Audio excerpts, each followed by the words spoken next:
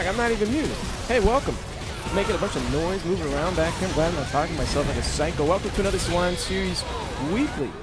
Downtown Seattle. This is the, I believe, 97th Salon Series Weekly we've had in this venue. In fact, this is probably about our 100th event, including the quarterlies and some other events that are kind of off the recorded books here very early on. So we are at the, what is that, the Centennial event? We'll call it that. I'll use that word confidently. Chris CCH gracing us with his presence tonight. Appreciate that. Prepping for the big $4,000 prize pool quarterly tomorrow on Saturday.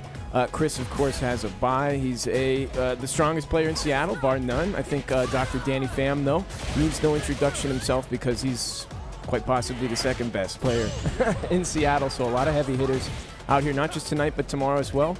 Got a 55-person bracket tomorrow, the quarterly. Again, $4,000 on the line, $1,500 first place, $1,000 to second place, so on for a full top 8 payout. But tonight, we also have Kasiski with a bye, and because we have 29 players, we only have 3 bye slots. This first pod, if you will, is very heavily occupied. Jake Ryan would have been the next bye out at seed 4. Jake Ryan actually going to be the individual helping us tonight run the bracket, as he's always, pitching in a helping hand. He's always doing multiple things, wearing multiple hats is what I'm trying to say. So he's competing, he's commentating, he's running the bracket, he's doing all the things that I'm not doing. That's why it's so important that he's here. Anyways, let's take a look at the bracket real quick. Jake Ryan, unfortunately for Ruha, the first victim in his way. Ruha going to drop down and be fighting for his life loser side, but because of his lower seed, he should have a pretty competitive match on that loser side of the bracket. Who else needs to be introduced here? Zach Boz coming through. Actually, you can see him on the camera right here.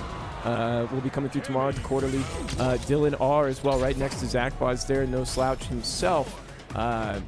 Coming back with the Marissa, I believe. He switched to Ed for a while off of Marissa. Now Ed took some hits, and I think he's taking a shine to Marissa as he's returned to the game. You know, had some stuff like Raihan, who was out of the scene for a hot second. But now back is Dylan, and he's on the Marissa, so I'm excited to see it because that is not a commonly represented character right now. We are going to get started soon. I'm just frantically buying some time. Well, I think Jake Ryan's just getting a quick warm-up action before he starts running the bracket. Let's take a look at K-Pop here at 5th seed, right behind Jake Ryan. Very strong Kimberly, also has a Mai. I don't have much to say about the Mai because I haven't seen it too much myself, and I think he feels a little bit more comfortable with the Kimberly, so always good to see a strong Kimberly player. We got a lot of Rashids here. Kuro, Bryson, Dak Josh, and I'm sure I'm forgetting somebody else as well. I think Hebe, I'm not sure how to pronounce this name, my apologies. There's also a Rashid player when I checked on the bot with CFN search. So I think everybody's going to get started soon. You see the folks above, our asses popping out of the seats. We're starting to chit-chat. Jake Ryan over here doing some chatting himself. And I'm just here buying some time. Let's take a look at the venue while we do that. Oh, yeah, I didn't even see the laptop. My mistake, brother. Putting in that work is Jake Ryan. Letting Element know the different elements of the game that he's got to respect in order to make it as far as he'd like to tomorrow in the quarterly. The quarterly is going to be a dog-eat-dog world. We got 55-plus people coming through. Perfect number for this venue. We've got, you can see the numbers above the mirrors, 13 setups in here. Runs real quick on the lower side of the bracket. We can open up the casuals pretty early on for most tournaments, by most tournament standards. So just a comfortable run, and that's the priority here at this venue, is to make sure that we can hear Jake Ryan now popping off. Last set for casuals. All right. We buy a little more time. We buy a little bit more time. Dean here sitting next to Dylan plays Dalsim, but also is now playing Kimberly that I've seen. Let's take a look at this match actually right now. Good thing I checked that. I got to turn those elements on up top. This is Dylan's Marissa. These are casuals here. The last set for casuals, last game, versus Dean's Dalsim. How close is Dean to? Dean is 16th. 18th seed, excuse me, versus Dylan. Dylan, I believe, is in or close to the top 10. So there should be a favorite on Dylan. See one win on his side already. He's got the round as well. Dalsim fighting from behind with the burnout. He's going to close it out to level 3 here, too. Let's see if they call it quits at that point. There it is. This bumps up. Let's get the stream elements turned on, and we're going to get into our first bracket here. Appreciate everybody coming through today to watch, but also to participate. Okay, I'll be right back.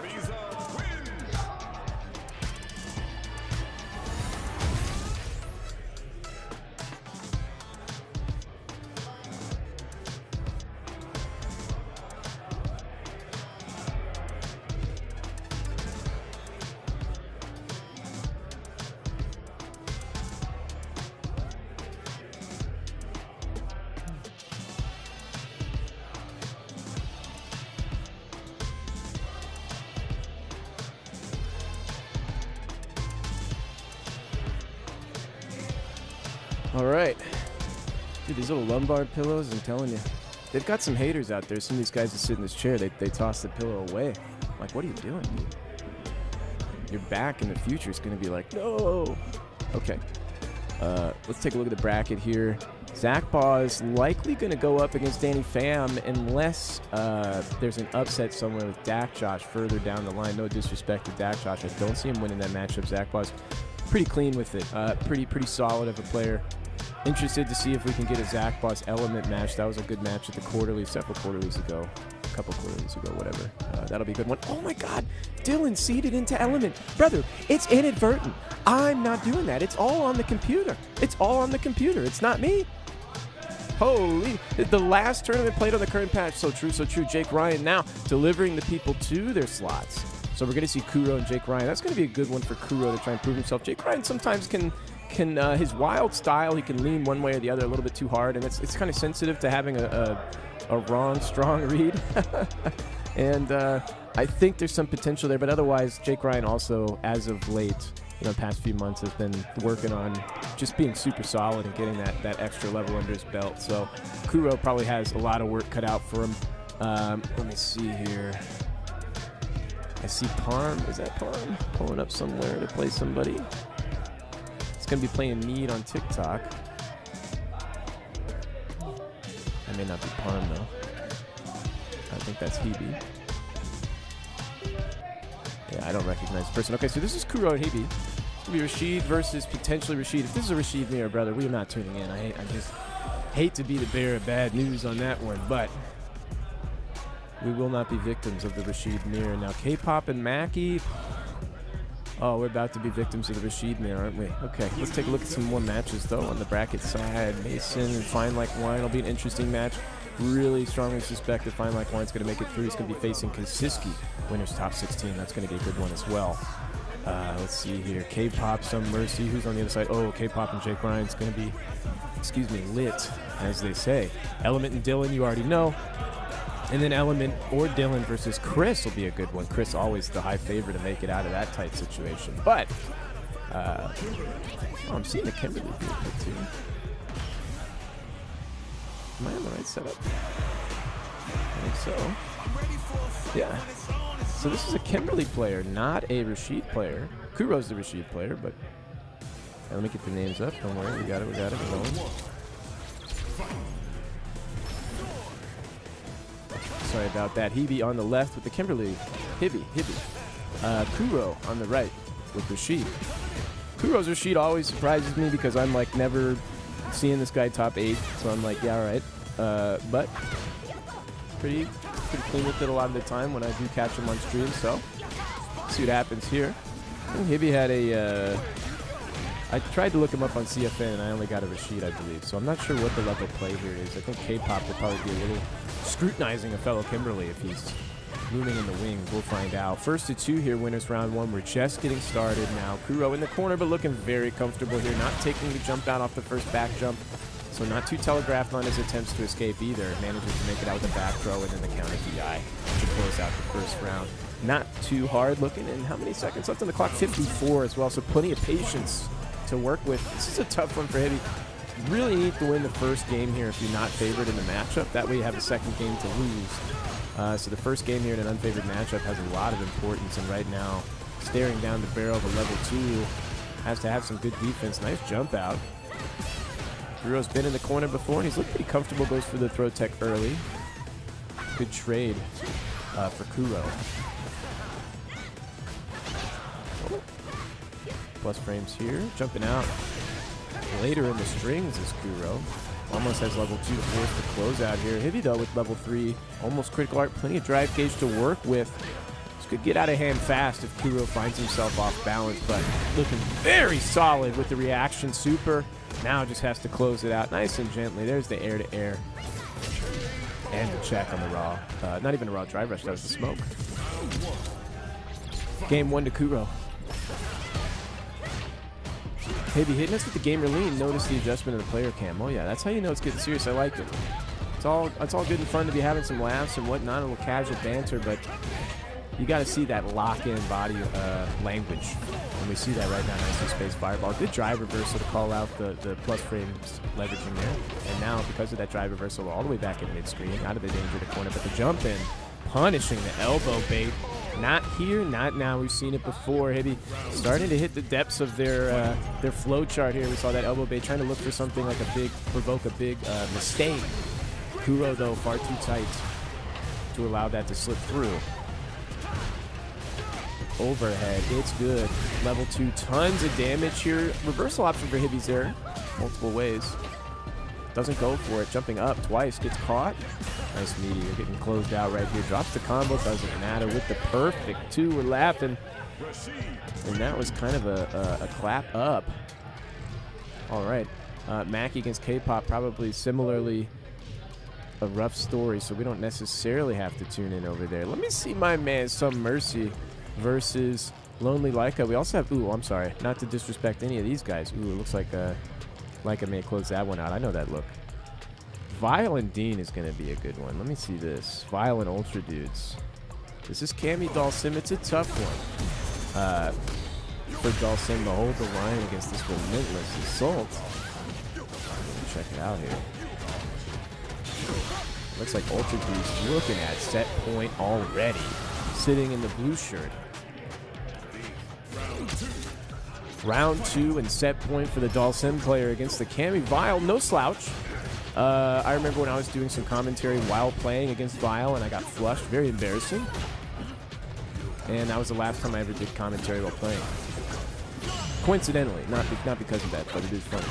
Nice conversion off the perfect parry to find the corner there. Tried to go for a delay on the crouch fierce, but Vile doesn't bite the drive reversal. Could have been a punish instead. It's okay. Ultra Dudes has to hold on here.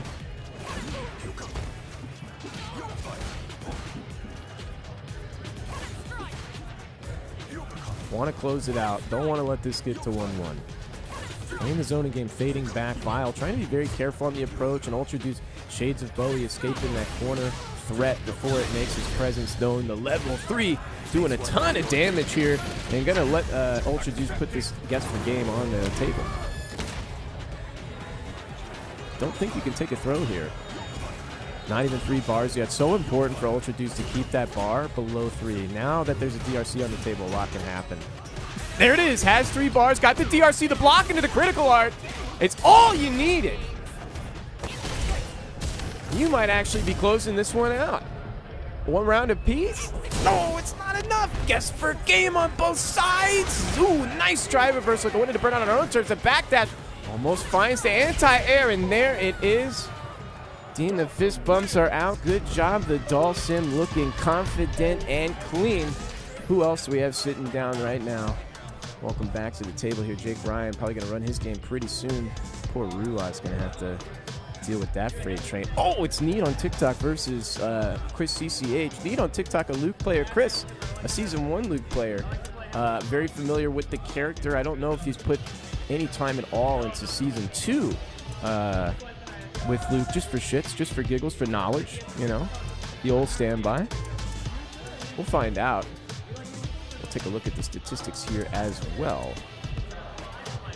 Chris CCH, best placement first 21 times. Just like Danny. Just a couple of big bros here. Making sure nobody else has any fun.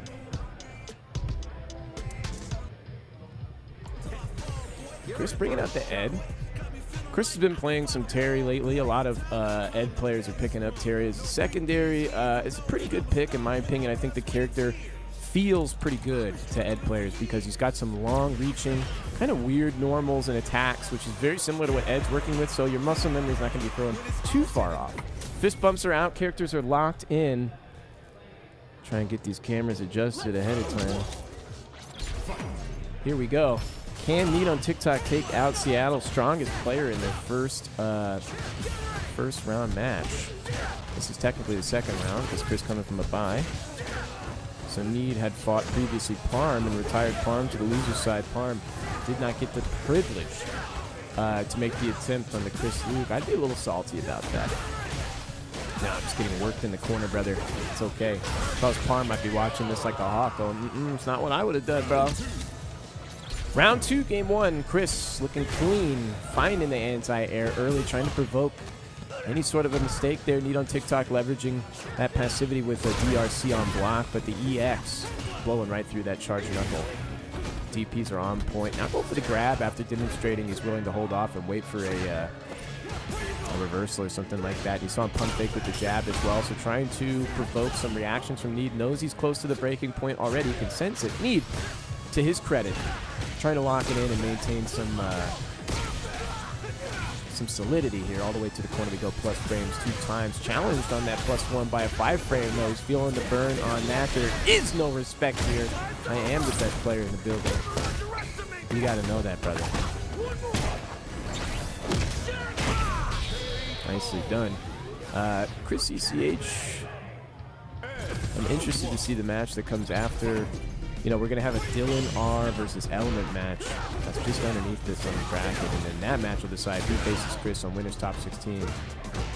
At DP found Chris before Chris could find the reversal. Unfortunate. Need trying to find some parries, but the pressure, the blastering pressure, just keeping up the damage on that drive cage. Now at the corner with the reset into the DI to do more damage. Yeah. I mean, it's just a flurry of blows coming at you. It's not even combos. There's some resets. There's just, we're attacking the gauge. We're attacking the life, the position. He's overwhelmed at this point. The safe jump, looking for that delay tech. Perfectly timed on fading back from Chris. You know, he didn't walk back initially because he's trying to block against the wake-up blow, I guess, and then times the step backwards for when that delay tech will come. So very, very high-level play here. Good muscle memory. Very accurate.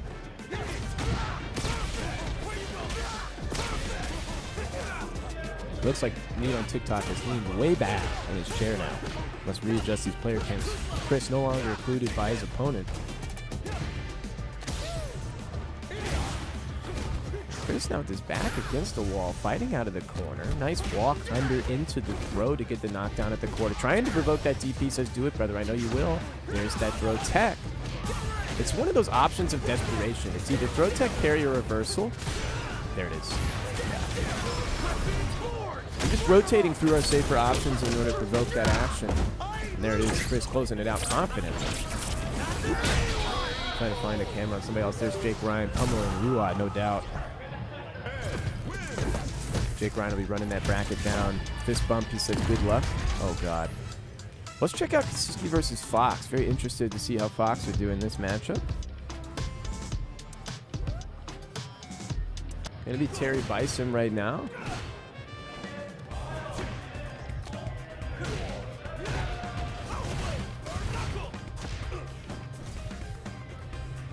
We'll get into it.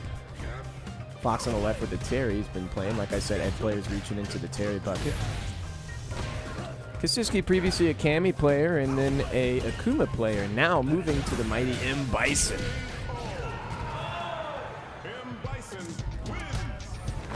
And you can't fault him there. The character's very strong. Fox taking it to the Mind Palace there for a moment, thinking about it. Going back to character select as well, just taking his time. He's not happy with the way that round went. He's going to switch back to Ed, the old standby. Player matchup here, 2-1, which is quite interesting because Kasiski has quite a significant lead over Fox in terms of MR. So, a bit closer than you would have expected. There's Jeff. Dude, he's like the cat that wanders in front of the camera all the time with that aircraft carrier fucking stick in the way. It's okay. Appreciate you being here, Jeff. Holding it down with that guile. Fox and Kasiski, one game on the board for Kasiski. This is a very, very difficult set for Fox to bring it back. I mean, this is, I don't understand necessarily the Terry pick at the outset. Maybe it's a character matchup thing. I know he's not as familiar. Maybe he doesn't like M. Bison on Ed. I'm not sure what it was. Tried to do an EXDP there. Got the EX Fireball by the grace of God. Doesn't matter, though. That crowd strong is one of God's favorite buttons. So you've been out-favored, my brother. He's in the room with us.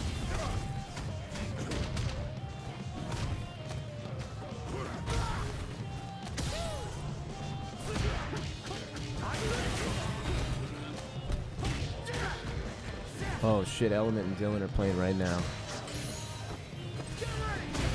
Okay, Fox. Good games. Good games, brother. Where's Element and Dylan? Bring me in. Bring me in hot and fast. Okay. Dylan R on the right. Let me swap the names. We're just trying to get there quick. Normally we hide all this messiness. Where the fuck is this? Where are they? Where are they? There they are. Round 2, fight. Game 1 under Dylan's belt. Element, though, round 1 and game 2. Strong statement to make right out the gate. You got to have that control over the round count early on if you go down in the set by 1 point. Checking him with that stand jab is Element trying to provoke a bit of a delay tech. It's not there. Have not seen Marissa in a long time in the competitive setting. Dylan bringing her out of the garage, out of storage. Danny settling in on the next setup, I believe, for his match, no doubt. Very interested in this match. Dylan with a nice life lead, but he's close to the corner. The perfect parry by Element's going to get him all the way. Shit, I'm fucking up with the player cam because I'm too busy watching the game. Also, these motherfuckers standing in my way. Here we go, though. Element, if he closing this out 2 rounds straight, he will. It's a strong statement. There it is, I got it.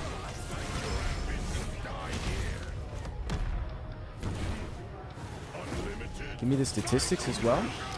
We're going to check it out, not to worry. It's not over yet. So close.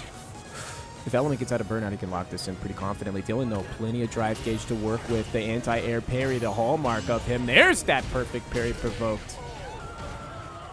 Looking clean, brother. Element's happy with that one, 1-1. A lot of history in this player matchup. Element unwilling to...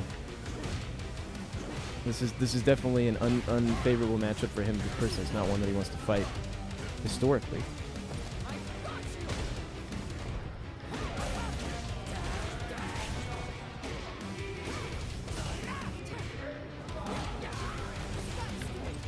Sorry, guys. I'm like obsessed with getting these cameras right, and it's a little bit overkill. Okay. Element. Oh, man. Back against wall. This is tough. Trying to get out, but the perfect parry's there, and he knows to punish as well. Come on, man, lock in. I know you can do it. You know, one of the stronger players in the Seattle area, Element. This is 8th seed Element versus 9th seed Dylan. Very, very close matchup here. Oh, trying to catch him with a parry. Almost on the second time. Oh, no! And he looks a little dismayed here. Unfortunate to grab to follow it up. Just needs a splat. What a reaction! But it's too fast and more importantly, too slow for the level 2. Yeah, maybe should have gone for the level 3 instead. I appreciate the side switch attempt. Okay. Let's see who else we have on the docket. I think I saw Mason and Guile. That's definitely one that I wanted to catch. Now Jake Ryan also playing against Kuro. Oh, but Some Mercy and K-Pop. Hold on now. Hold the phone.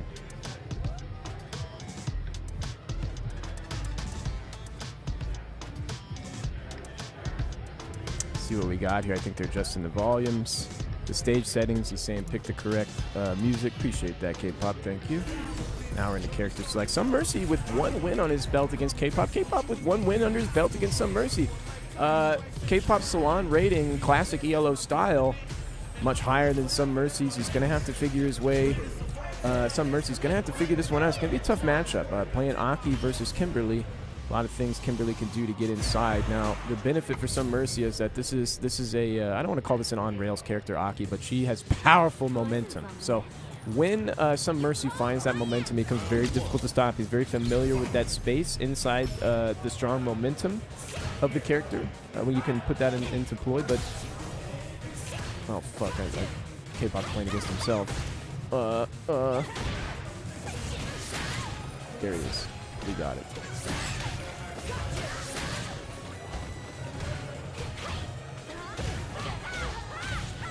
Some Mercy typically has a very good attitude, so it's hard to have good mental in this game. I think that's one of the hardest things to have in fighting games is maintaining a strong mental resilience when things don't go your way. Like for K-Pop right here, you would have expected to win round one pretty astoundingly, but instead, Some Mercy putting the dub in the bag on the first game here.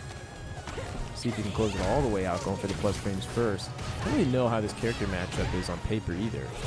I'd assume that Kimberly's looking pretty nice, but... Ooh, trying to go for the DI on a potential block string and a fireball there. Okay, no side switch with back, unfortunately.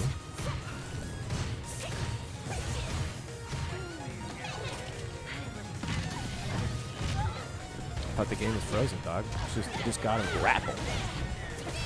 K-Pop with a significant life deficit right now. This is... I'm gonna take a sip of my Red Bull. I'm gonna just chill out. Oh my god, huge. Signs of life. Dare I say, signs of a blessing, signs of God. He's not dead yet, though. Just misses the overhead. The slide will close it out instead. Final round here. K-Pop has some information on his opponent now. It's going to be up to Some Mercy to maintain some ambiguity in how they choose to proceed forward. Nice block on that overhead. That would have been catastrophic if K-Pop got hit by that. Plus frames, 2 times the trade. No pickup there. I think K-Pop probably has a good setup for the trade off that low forward. He's got a lot of good trade setups on Kimberly. So he may have been a little bit disenchanted by the fact that he didn't hit it. The level 3 is coming through for sure. Now, going to put K-Pop in a really disastrous position at the corner. Not a lot of life left to work with, but we have everything we need. We got a super, we got level 3 buff under our belts. Let's see what happens. Nice check. No conversion, that's okay. We got to maintain solidity. Some Mercy's going to send that DI, you know it. Oh my god. Nice anti-air. Game 1 to Some Mercy. This is the match. Applause in the crowd. Sorry, applause from CJ up front at the security desk. He is dancing. What's he dancing for, bro? K-Pop thinking about it. We're back in.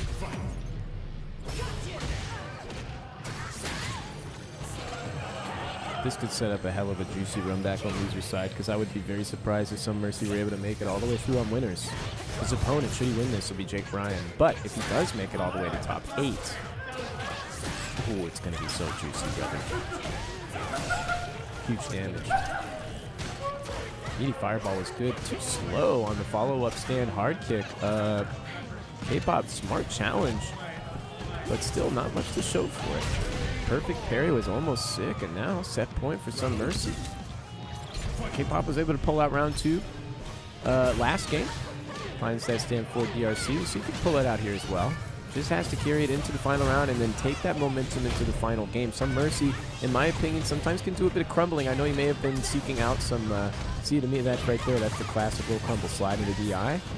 Huge opportunity for K-Pop. Slips through his fingers, but that's okay. He stays solid. Good delay on the fadeaway. Strong conversion. Are we going to spin level 3 here just for the buff? No, we reset. Oh, I get hit by the fucking DI? Is he spending? No. Okay. Oh, is he frightening? I got to put my drink down. No fucking way, dude. Oh, he's one touch away. Please, God. Nice anti-air. Holy fuck, K-Pop. I would love to see a heart rate monitor right there. Here we go. Final round, game 2. K-Pop is not out of it yet. He's got to win this round and the next game, but he's more than capable of doing it. Doesn't burn the super. There's the choke from Some Mercy. Starting to see a little bit more activity on his wake-up. So, should K-Pop make the right guess, it's going to be absolutely catastrophic, but not before the conversion into level 3 comes in from Some Mercy. Now with no super bar left, but a full drive gauge to work with. K-Pop's drive gauge is perfectly fine. He's got a big chance here. Man. Come on, K-Pop.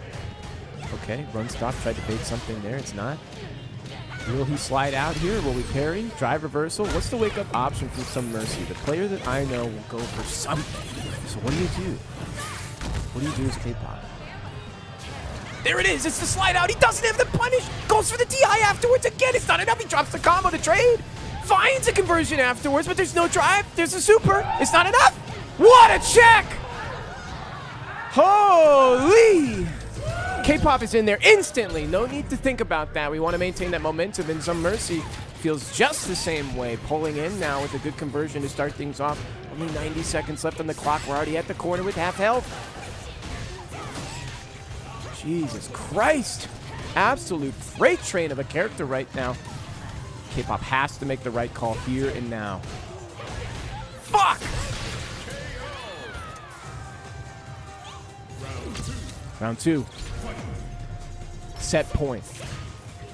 This is huge. No conversion. Trade. It's good. Nice trade setup. We were talking about that before. I don't know if that was intentional, but man, that was clean. Okay? Nice whiff punish. Kind of a deceptive button to whiff punish there. It doesn't look as extended as it actually is. So good on K-pop for knowing and then finding. Huge jump in, brother. Dunking him now at the corner. What's the wake up? Blocks. He misses the meaty. Holy fuck, he delayed it. No, he tried to catch that. Went for the double DI. He doesn't get it. Would have forced the burnout. May have got the stun afterwards into the critical art. That would have been insane. K-pop dodging a bit of a bullet there, but looking like a freight train himself now. Into set point for both players. This is winners round 2. Level 3 rift already. But Some Mercy on his side also has level 3 available, so if he finds the hit, especially later into the round critical art, it could be lights out. This is dangerous for both players right now, believe it or not. Oh, what a check! It's getting a little bit desperate for Some Mercy. What's the wake up? Tries to mash. What's the wake up? Backdash. There's not a single block in sight. Catching him with the frame trap. The level 3, the critical art is actually going to put K-pop into burnout. Plenty of drive gauge to work with on the Aki player side too. How do you get out of this pinch? The defense has to be insane from John here. Yes, you have to get hit intentionally. He knows. Good block, safe. There it is. Holy fuck, by the skin of his teeth. And a little smirk there too. Holy shit. Okay, Jake Ryan versus Kuro. Sounds like it might be action-packed. Let's try and catch it quickly right here, right now. Come on, come on, come on. Where the fuck is it? Super's too late. 1-1. Jake Ryan tied up by Kuro here.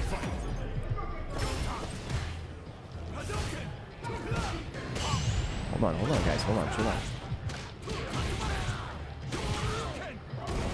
We're in it. Jake Ryan on the left with the cannon on the right. Kuro with the Rashid. I told you before, no slouch here, but I'm just not as familiar with this game. Familiar just enough to know that he's somebody you should keep your eye on potentially, just like Some Mercy in fact. Jake Ryan with the side switch goes to the meaty, the run stop. Wow, the run stop is actually kind of risky. I mean, I think it's pretty negative. Yeah, and he's just not seeing any challenges from Kuro. Great read on Jake Ryan's offense here, knowing that his opponent's trying to play tighter to the chest. He's willing to use that runway if you're going to give it to him. And the stats on the screen show 3 in favor of Mr. Jake Ryan over Kuro. He's looking a little bit winded there. Wanted to win the last set, but, sorry, the last game to close it out 2-0, but he'll take a 2-1. He'll take a 2-1.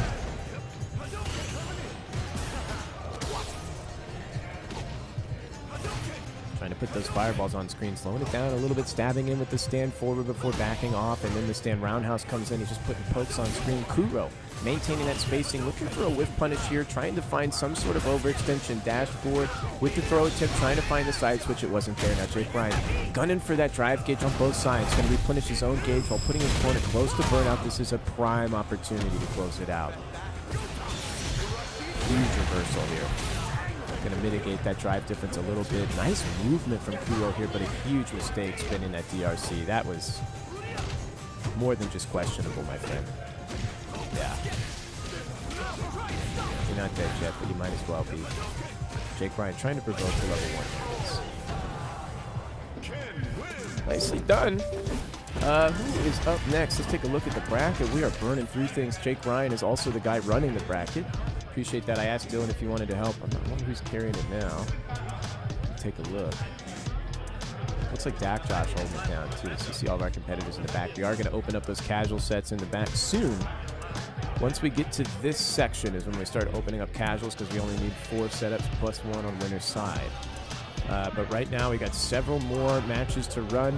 Some Mercy and Vile. It's going to be a close one. Kuro and Rugs. I think Kuro's going to take that pretty convincingly. I'm not familiar with Rugs' game, but he's down there in the seeding, so the numbers don't lie. The machine, cold and unfeeling.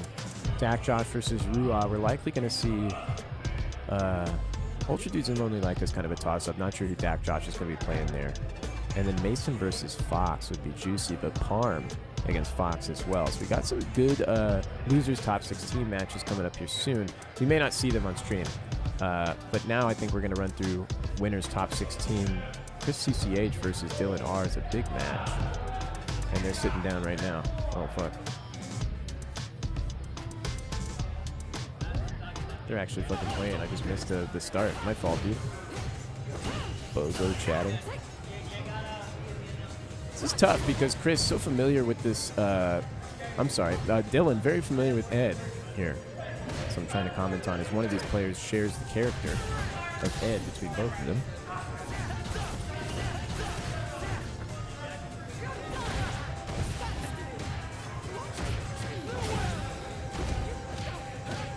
Chris is heavily favored here. Thinking about the character matchup, I mean, I think this is just a tough one for Marissa. This is a character that has a hard time probing the neutral safely. A lot of her character design is about being kind of reckless in the way that she probes, and a character like Ed, who's so precise in calling out and punishing recklessness in the neutral, is just primed to take advantage of that kind of archetype. So nice parry. See, it's just too slow, and he's ready for it. So comes into the level 2, the scaling. Yep. Just gotta let him close it out. A little flex here with the dream combo as well. I don't know if that was necessary, but you gotta keep it up to date, so to speak. Let's take a look at the stats real quick. Chris CCH with 1 win on his belt and those player statistics.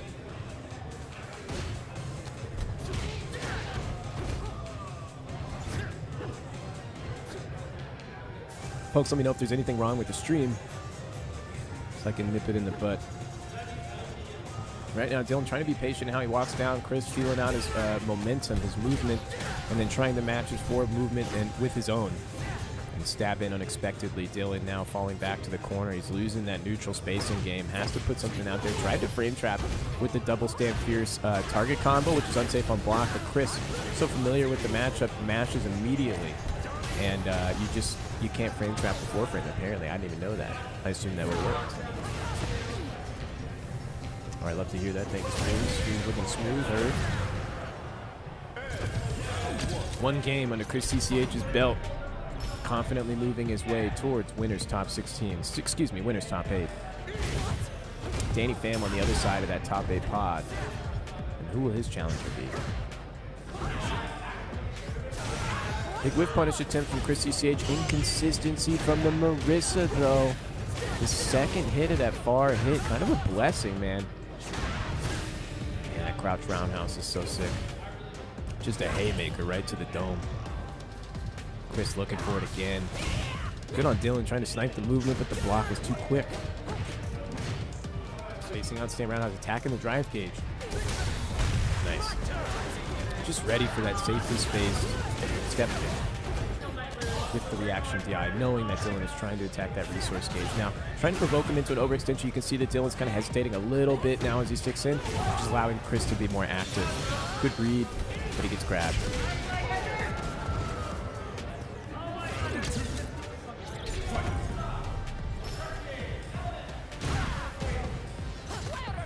Alright, establishing each other, command grab early on. Chris happy to take it. Not great Oki here after the season 1 nerfs to Marissa.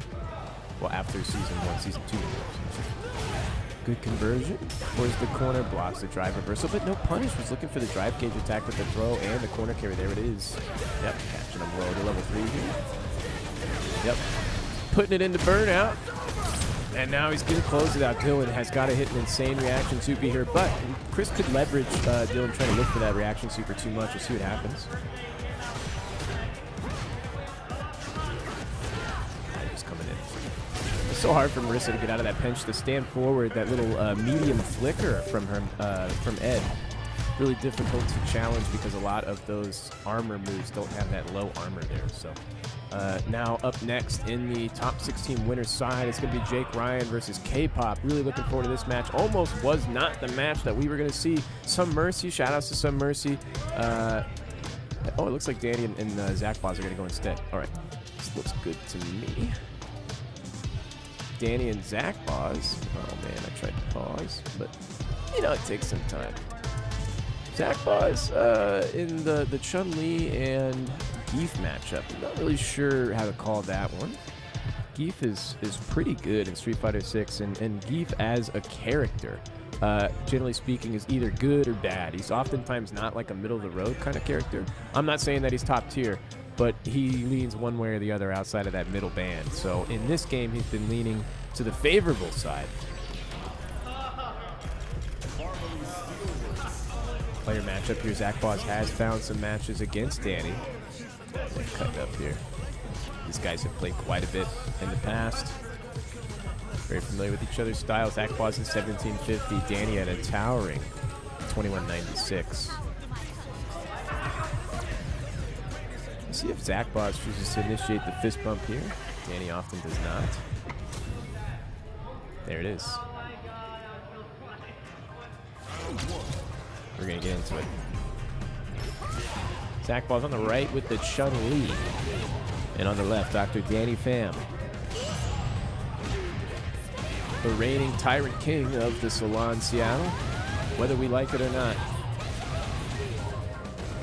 This is the ruler. Our only other champion here, Chris CCH, is able to pry Danny's fingers off of the trophy. We'll see if Zach Boz can do some work here. I always say during the weeklies that it is a two-person job to defeat Danny in these locals, because if Danny makes it to a first to three set on finals, winners finals, losers semis, grand finals, doesn't matter, oftentimes he's just going to take the match. He's just that much of a better player. But you can knock him out in the first to two. You can hit him with the little Street Fighter 6. But that's a two-person job. You got to have somebody in the first to two on winner's side. That's Zach Boz's job here. And on loser's side, we'll find out who's tasked with eliminating the doctor. But first, Zach Boz has got to put him down there. There's a lot of data in the banks for Danny Pham. This is a character that has a big momentum swing towards the middle of the second round. Once he gets that second super on deck, it can be a little bit more flagrant with how he chooses to go into burnout. Not this time, though. Especially when he gets that level 3. Character matchup-wise, this is also much like Rashid. One of the characters that you need to... oh, I'm sorry. I meant to go split screen. My fault, brother. One of the characters that you want to beat 2 rounds straight because of that power spike midway through the second round. Very similar to Rashid with the level 2. Huge. What the hell was that? All right, wrapped up.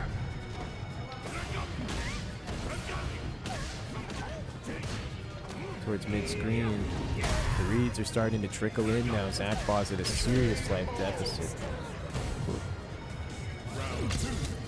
People in the way of the camera. It happens. It happens. Danny round 1 confidently. This is looking bad for Zach Boz. Even with 1 game under his belt, this kind of explosive adaptation is frightening. Okay, yeah, frame trapping. Zach Boz just guessing wrong here on the pressure. Danny has a good read on how dangerous he wants to play. That's kind of where you have to find the knife set. It's not as much about the individual actions as much as it is your opponent's disposition towards taking risks. Zach Boz here showing that he's willing to mash a little bit, so Danny's keeping things a little bit tighter. So both players seeing the same thing. How will either one react? Danny very active on defense here. Towards the corner. Zach Boz looking for a bit of a whip punish, backing off. There it is. Needs this kind of momentum in order to close it out. Tried to fake him with the high-low into throw. Danny is a committed techer, so not the best mix-up to try and run on him. But he does love to parry, so he's very familiar with the Street Fighter 6 meta, Danny. Good check. Reset. Huge. EXSPD will close it out. Not enough. Drive reversal is really clutch there. Danny has level 2 now. Not enough, though. Not in time. Zach Boz set point, but Danny 1 round behind of being in the same situation, and the difference now is that in round 2, Danny has his Super 2. He's going to have his level 3 as well if this becomes a slugfest. Best case scenario to go to final round for Zach Boz would be to force Danny to burn level 3 in order to bring it to final round. If Danny makes it to final round with even one super on stock, that's fine. That's great for him. A brick wall here, trying to snipe something with that stand light kick. You saw Ida's on a Capcom Cup. Was it Capcom Cup? I don't remember. Combo breaker, excuse me. Whatever the fuck it was. He's using a lot of stand medium kick, stand medium punch. Danny, much more about the stand light kick. Now at the corner, parrying the overhead attempt. He's going to convert here. No, the reset into the scoop. He knows he needs that level 3, and he hangs on to it. Set point for both players. Just a first to 2 here. The Super 2 out the gate. This is optimal. Danny now able to build level 3 or another level 2 later on into the set. Zakpa's quickly running out of options here, and there's only 91 seconds left. Level 3 was huge. He's going to do huge damage to Danny's drive gauge. Put him below the 3-bar threshold. If Danny chooses to go into burnout with a DRC of his own, oh! He's not going to have Super 2 to work with in that burnout. Zakpa's flipping the table, but as soon as he gets that Super 2, which he just now has, oh, you're dead, brother. You're deader than dead. Are you kidding me? Come on. Just like that. Holy fuck. Zakpa's knocked down to the loser's side by Dr. Danny Pham. An impressive... Man, the momentum snaps back and forth. Insane. Reminds me of the Office, Michael Scott with the snip, snap, snip, snap. Anyways, sorry. I'm looking for K-pop versus Jake Ryan. To be honest with you, I'll check out Dean and Dak Josh. But is this what we're running? Are we gonna hit the no? Jake Ryan's like we're watching this, aren't we? Okay, all right, brother, fine.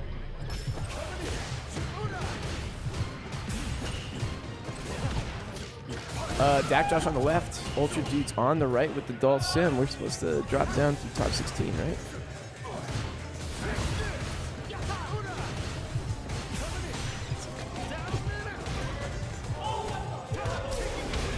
There's got to be another match happening, that's why. There's just got to be another match. Oh, it's Element versus Need. Dak Josh and are we in there? What's the setup? I think they just finished. Fuck. No? Yes? Maybe? Who is this?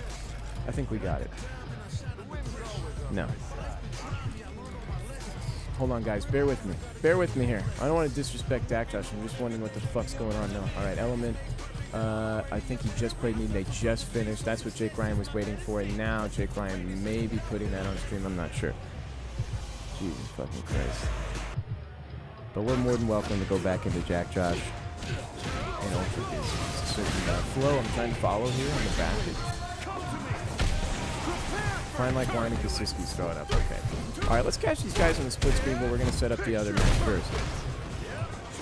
Got Dak Josh here with the Rashid, closing in on the corner. Oh, we're Dean lovers here, brother. We're Dean lovers, but there's a certain flow to the program here. Dak Josh closing that one out convincingly, 2 rounds straight in the first game. Ultra Dude's a little bit of trouble. Fine like wine going to be stepping up to the plate against Kasiski. That's the match we're trying to catch here.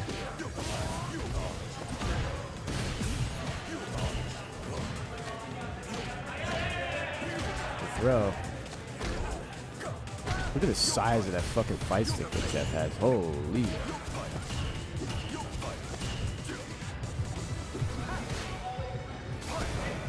I'm slowly phasing it out, bro. Slowly phasing it out. Dak Josh, huge bait, though.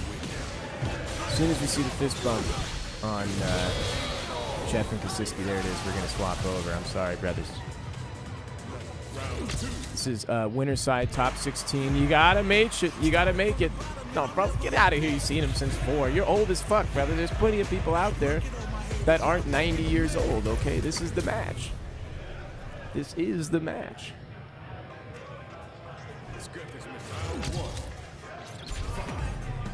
Jeff on the left, Kasiski on the right. This is a Bison versus Guile. A long-time match in the Street Fighter universe. Both of these characters have been insanely broken at various points in history. I believe in the original version of Street Fighter 2 when they added the boss characters as playable, Bison was just broken as fuck. His Psycho Crusher, you could just keep running it for Chip endlessly. There's like basically nothing you could do about it. I don't remember what was so busted about Guile back in the day. Maybe had some weird bug with his throw, but both these characters have been just absolutely nuts throughout history. And Street Fighter 6 is no different, and these players themselves are rather cracked as well. They're going to put on a good show for us here. First round, going to the Guile player wearing the default 1 color 1 costume. Jeff, ever expressive as always. The flash kick coming out. I like that little scoot forward with the knee afterwards, holding on to the charge. Classic Guile player movement. Using your lurching moves to maintain charge as you press that offensive. Trying to space out those sonic moves to escape the corner. Does so successfully. Kasiski reaching.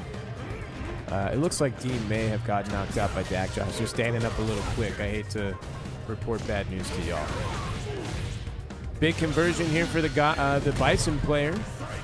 Towards the corner we go. Hardly bar left. Jeff decides to send it. He'll go to the grave on his own terms. Thank you very much. 3 bars on deck, though.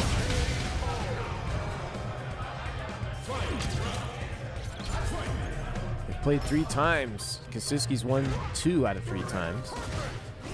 See if we can even that up for Fine Like Wine.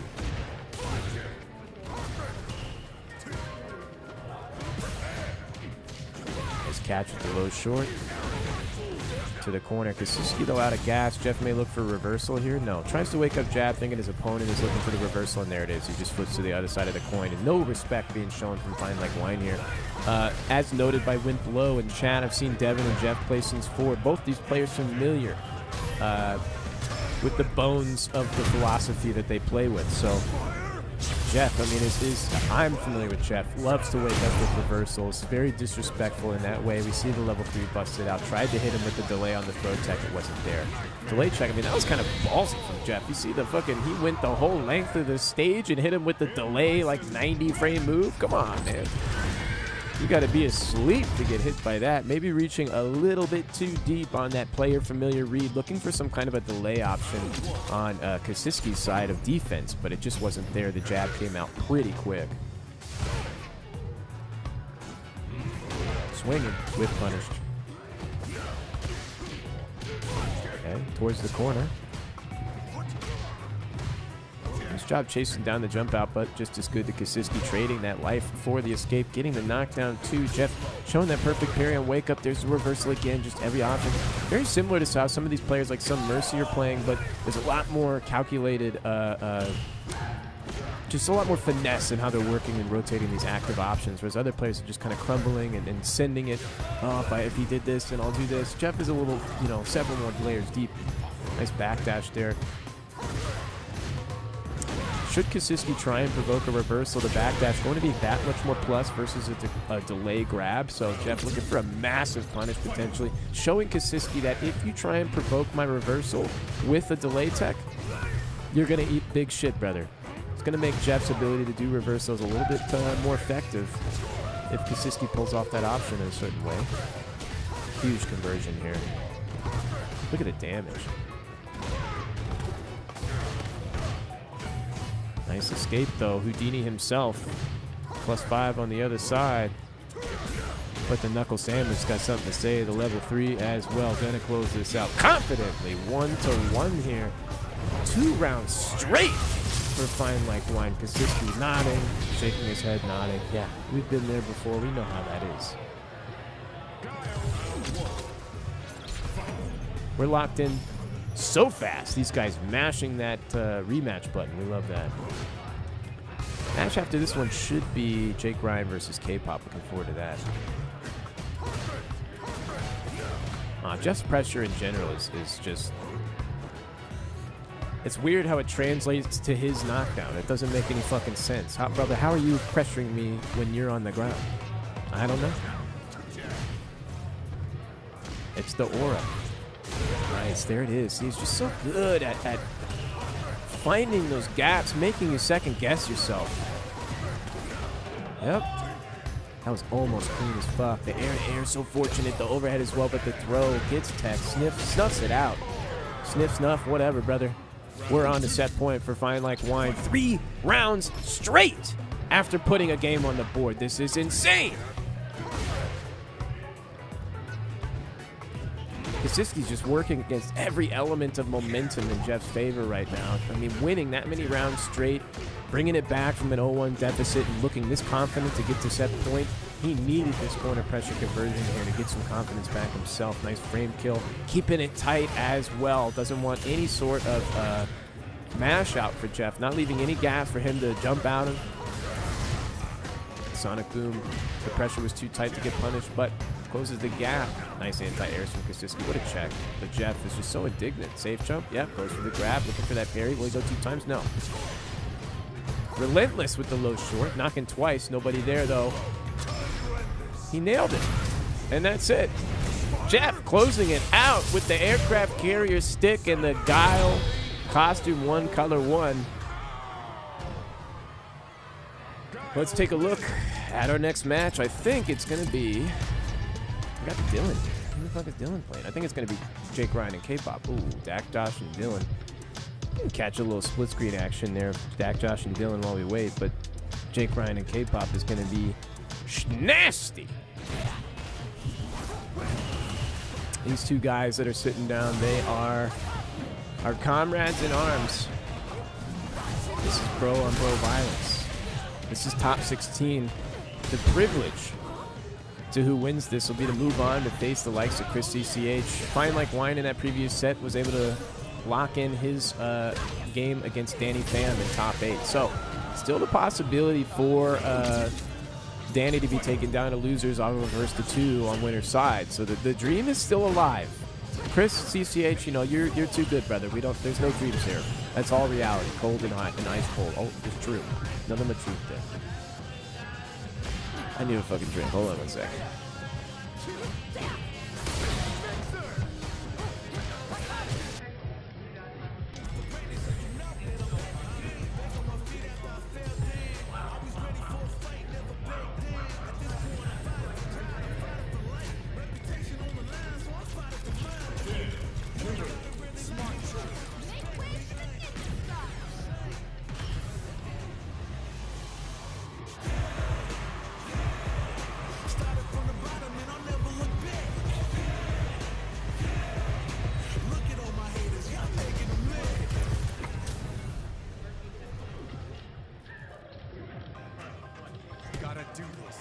I forgot I was muted. All right, we're in. I was talking so much shit about them turning away.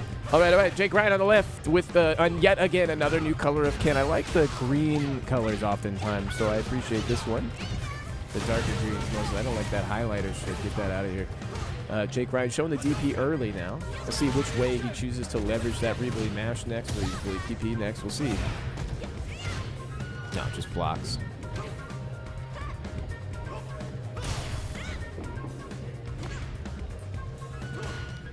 He stands short there from Jake Ryan. Just putting a little, just a few buttons out there. Slowing it down. Put some chaff in the info stream. Not going to kill. Safe jump to the other side. That was nice. That was just clean.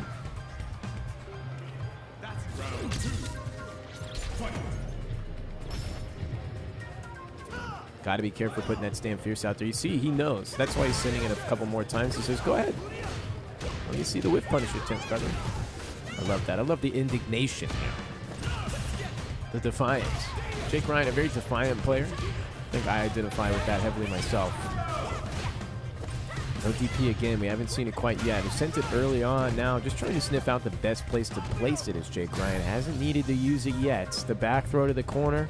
Powerful statement being made. The game all but his. It's up to K-Pop to get out of this sticky situation. The low 4 DRC is going to close it out with the level 3. Fine, we got these guys during the game. That's okay. We got more than one. Jake Ryan looking convincing. 2 rounds straight. 1830 versus a 1790 player by the Salon ELO. Kasiski sitting down for his loser side match. Zoom out and see who that is. No, not in time. They're getting started. All right, Jake Ryan, I like the stand light kick there. Just a gentle check, letting him know. I'm putting some stuff out here that's hard to react to, that's going to impede your forward movement. You're going to have to be a little bit preemptive if you want to work past this. And then he just milks those preemptive options.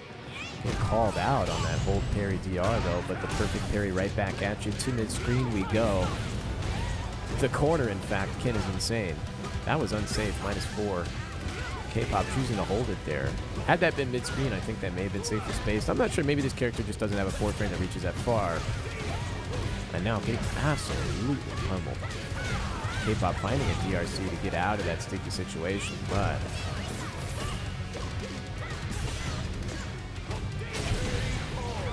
Jake Ryan with a bit of the sympathetic head tilt there. K-Pop was rallying, a nice comeback, and then just slipped through his fingers right in the final moments. Jake Ryan kind of quietly acknowledging there. K-Pop's been on the ropes, it feels like, every stream match we've seen from him, so this is not an unfamiliar place for K-Pop to be. Dak Josh choosing to slide in on commentary. Are you already out of the tournament or what? You're out. Okay, you're washed. All right, brother. Well, let's get in here.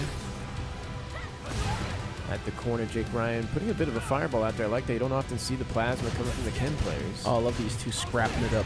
Yes, sir. Get comfortable, brother. Yep. Splat at the corner. Will we spin to level 3? We will. This is purely for the resources. Going to do heavy damage to K-Pop Stripe Gauge while putting Jake Ryan's in the green. This is a really good spot for Jake Ryan. He only needs one more touch to take this whole set. K-Pop has to claw it all the way back from this moment. Okay. Punish on the step kick. I'm surprised. Is that not unsafe? Yeah, it's -4. Yeah, just hasn't been able to find it yet. Maybe it's Jake Ryan spacing it nicely now.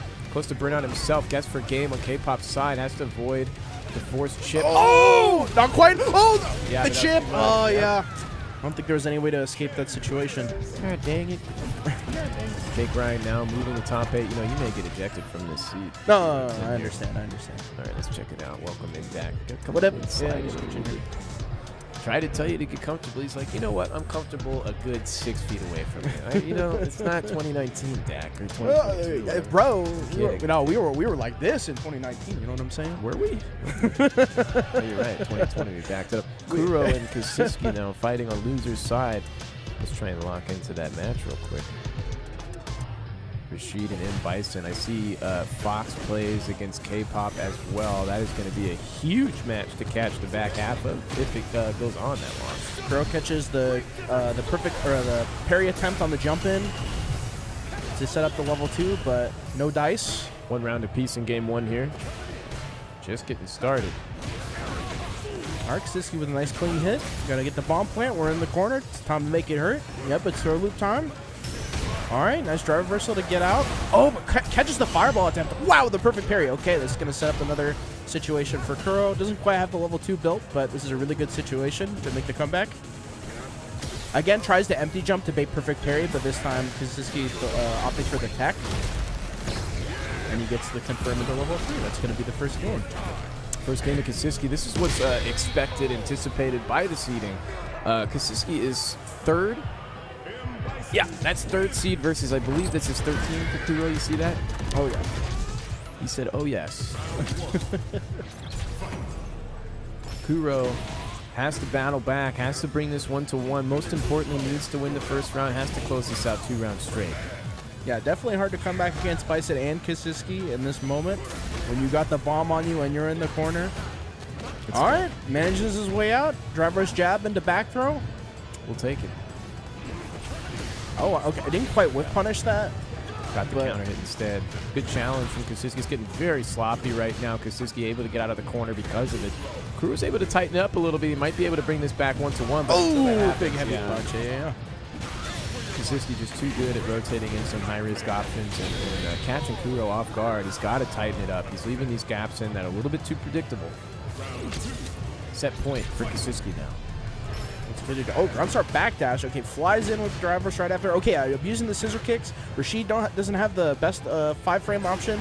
to be able to deal with that. So Siski trying to be a very unpredictable in his movement. You saw the back dash, the dash forward. He's just trying to make Kuro keep him uncomfortable, and it looks like it's working. was really ready for the anti-air that time and got the bomb set up. Nice drive reversal to stop the pressure from happening. Yeah, stop the escape. Again, Ooh. yeah, just waiting for the jump out. Any super here? No, just needs the bomb plant into the level 2 off the conversion here and there. All right. Oh, drop the combo. Huge. Do I switch from split screen, or do we just say, good games, Kasiski? Yeah, he earned it. Let's check out Fox versus K-pop. It looks like it's not going well for Fox. Dude, Kasiski, close this shit out, brother. Dude, he's taking his time. He's like, Oh, no, not the dome checker. And no, okay. This is he still got. Yeah. Oh, never mind. All right, 2 pieces. We don't have those. We don't have those. No, we don't. All right. We're going to head over and check out the Terry versus Kimberly. Looks like 1 round apiece. Getting a piece of K-pop with that overhead off the fireball is Fox. This would be a huge upset if Fox is able to take this game. Oh, big punish counter heavy kick. We're going to get the nice power dunk conversion here. Fox still pretty healthy on the drive gauge and a full level 3 to be able to spend to take this game. But K-pop just holding down back. It's game 1. Again. Holy All right. shit. All right. Not like this. Throw. Wow, I can't believe Fox didn't commit to that last throw. I really think K-pop would have been teching there. In hindsight's 2020, Dirty. You know, come on, brother. Yeah. Okay. All right, gets that last hit. He's feeling pretty pumped about that one. Now, don't forget, kind viewer at home, we've seen K-pop here before. We'll see him here again. It's somebody who shouldn't beat him that's beating him, but will they win the set? I don't think so. A lot of the times, players, they'll get a little bit too in their own head when they get too close to the unlikely victory. So Fox may become his worst enemy here, and all K-pop has to do, honestly, is just keep it tight and let him fall apart. We'll see if it happens. Yep, and there's that classic medium kick whip punish from K-pop. Fox busting out with the OD. Just gotta be careful making too many risks. Gotta keep it close, keep it tight. Nice. Nice, clean, yeah. Okay, Fox, okay. He's keeping it together here. The K-pop, as usual, keeping things very conservative, not willing to do too much in the mid-screen. Oh, this is huge. And that might get him killed. Okay, drive reversal to get out. This is still one touch for K-pop. Oh, the brave walk forward. Wow. Okay. Set point. Let's see it from Fox. Let's see it. Still pretty comfortable now. Okay. Oh, now he's taking a back seat. Maybe he feels, you know, he has a really big advantage. He can play he can keep it really slow in the tail end of this set, not to take too many risks. But again, the one crouch medium kick, K-pop is ready with the whip punish, and now he's taking him to the corner. This wow, another heavy kick. Crumble. Yeah, speaking of crumbles, though, the crumble on that stand roundhouse, and then the anti-air jab. K-pop, though, getting out of the corner position is important. Throwing right back towards it, though. And low on drive gauge, and K-pop, or Fox with full meter. Ooh, empty jump. I like it. Good stab out, though, against the stab in. A spend, yep, into level 3 to get the drive gauge back. Most important part of this, the mind palace. The 10 seconds of solace you get from this guy on your fucking stage right. K-pop's like, this guy doesn't know what the fuck is going on. You gotta hit him with the tightness right here. To his credit, though, Fox looking very squared away. Yeah, just chilling. All right, again, the not space slide, protect the throw. This might. Oh no, conversion. I think we had kill there. No. That was 04 GSU 2 scale. Come on, Dak Josh. Lock in, brother. No, don't you fucking James Chin on me. I think he had the meter to spend. No, he had the meter. It wouldn't have killed, though. So you don't think so? No, not at all. There it is, though. Oh no, that's it. Level 1. Okay. Ooh, all right, that's it. Yeah, here's the part. Oh, don't jump up like that, bro. Relax. Too much fucking pepping your step, brother. You got to show some fucking respect. You got to reel it back. Reel it in, dog. Okay. All right. Well, shout-outs to Fox moving forward. Quite unexpected. That's going to fill out the rest of our losers' top 8. Looking at Fox versus Dylan, Kasiski versus Zach Boz. Very unexpected, very strong showing from Fox. Well done. And then on winners' top 8 side, of course, Chris CCH versus Jake Ryan, who is himself now squaring up for that first top 8 match, followed by Dr. Danny Pham against Fine Like Wine. Almost a classic matchup spread, except for Chris picking Ed. Unfortunate.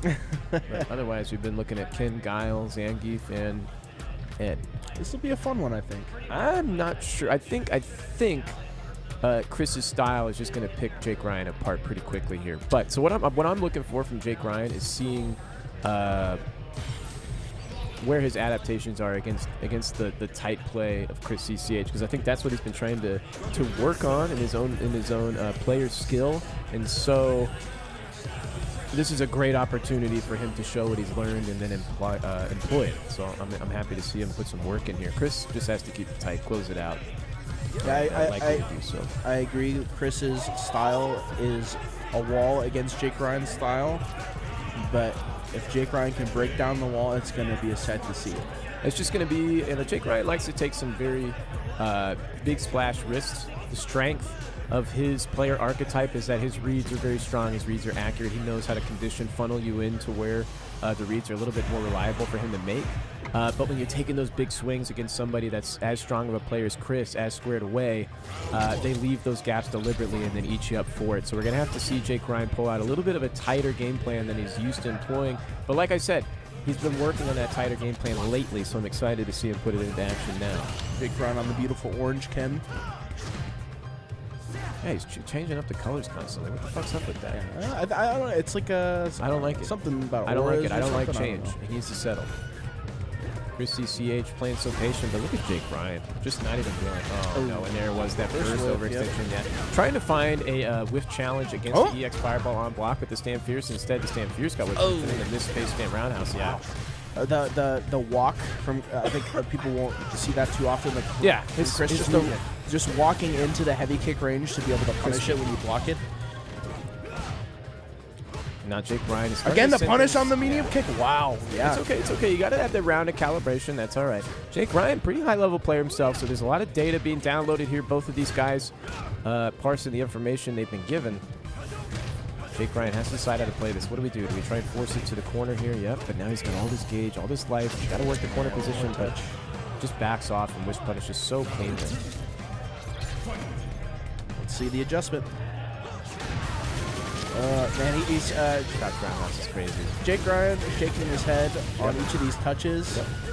And now he's funny because Chris knows how Jake Ryan likes to play, so he's just so tightly just ready for these buttons that Jake Ryan likes to put out. You saw that stand light kick. That thing's on life support, and that's insane to say. Look at this again. Yeah, that's incredible. Yeah. I see Jake Ryan. Jake Ryan's like, he can punish that? That's crazy. He's like, I got to stop using that button. It's funny because Ken... Okay, all right. Ken's stand medium kick is oftentimes the button that does that to so many -8 moves. So the fact that his medium kick is getting eaten up... Oh, the perfect parry to stay alive on the drive gauge situation. That's crazy. What's up? Oh, my goodness. Yeah, it's looking rough. I mean, Jake Ryan... it's a character matchup situation, so he's trying to play a little bit slower, but some of the options that he's trying to use more slowly are not working that well against Ed specifically. Like this right here, this spacing, that normally is really the nice slow spacing that the Ken wants to play. Instead, the Ed's going to excel here, so it's a tough wall for him to climb. It's definitely a wall. Hold right in. Again. Got the entourage coming in to spectate, I guess. Nice. Taking it so... Oh, okay. Jake Ryan's definitely having some input errors as well. I saw a weird DI. It happens. He didn't intend. Okay, he may have intended to do it because sometimes you want to blow up the flicker with that. Okay, we got the neutral burnout situation, but Chris CCH has the corner position. Dominance with Ed here. Yeah, just going for the chip sequence. Oh my god, nice movement. Yeah, just it's so interesting seeing these high caliber players, how they are so confident in where they choose to move. Doing these really far forward walks. It's so impressive. Big steps are important. You know, you really have to diversify your movement. Whenever you move, if you move the same length and time, it becomes too predictable. So Chris putting those big steps in, mixing them with the small steps is hard for Jake Ryan to put his finger on where exactly he's going to stand.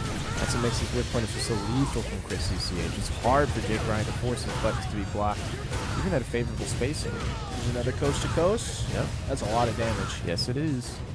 Little level 3 there for your troubles.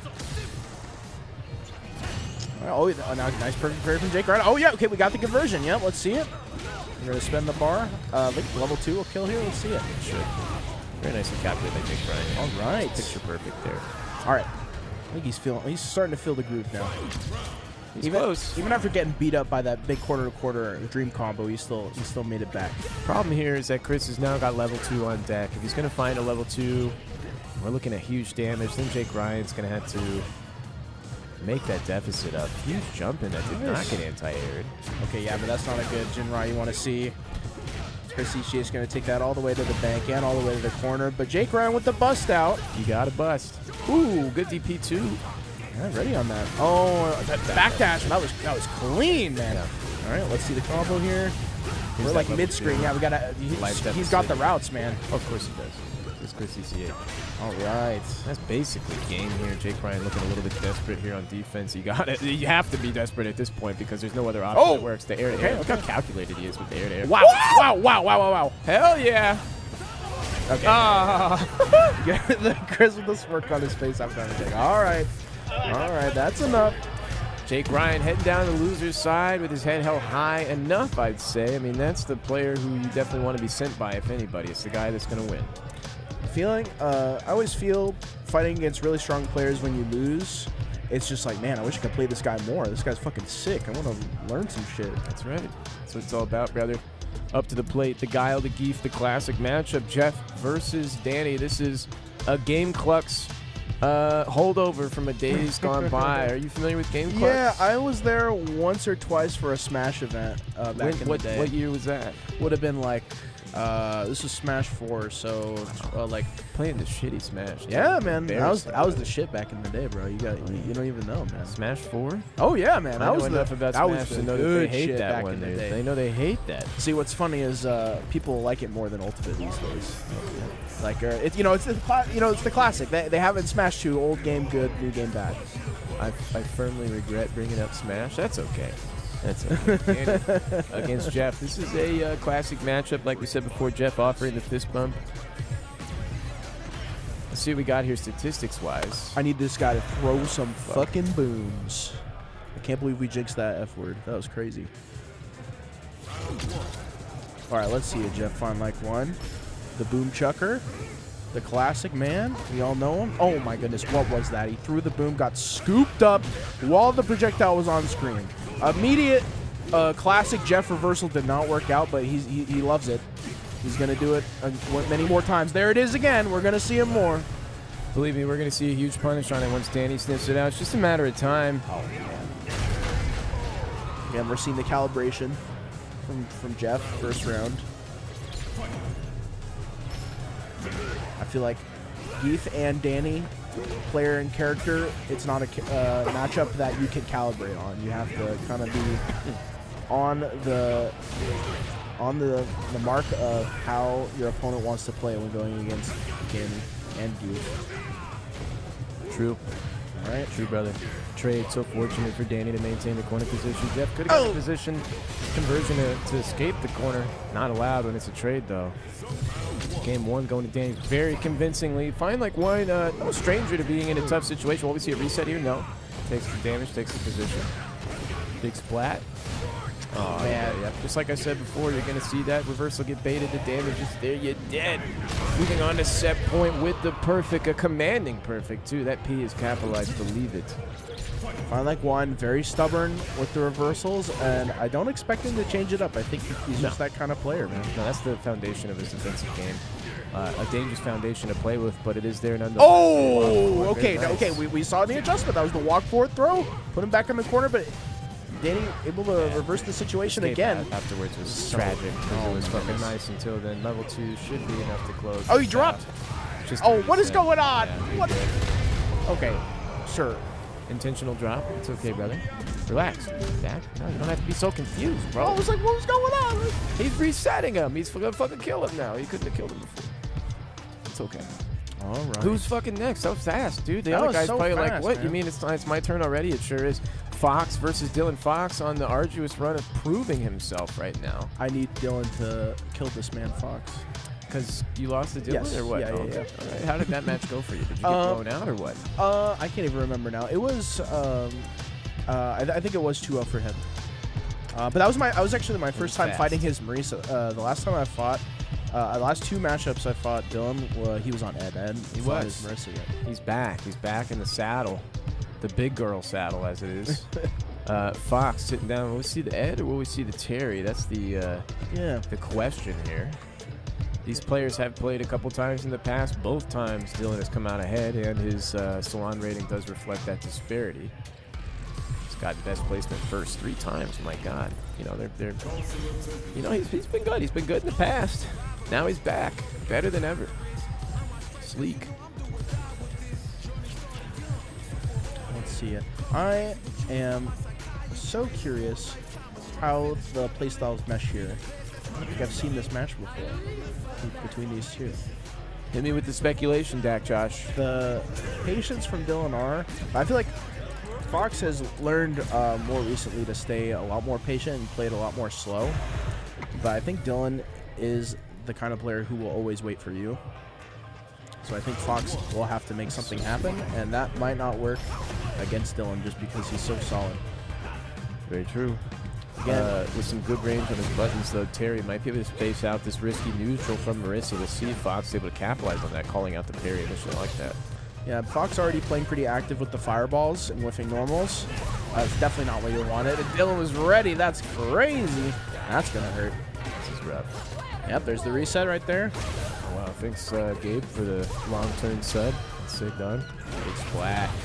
Another quick one? You better believe it. The question is Fox's mental going to crumble? Oh, fuck, I missed the button while I was coughing. Excuse me.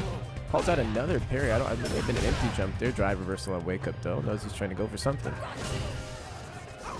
Nice parry on the Superman punch. Got kind of anticipating that from the previous round after Dylan was using that as an answer to the fireballs.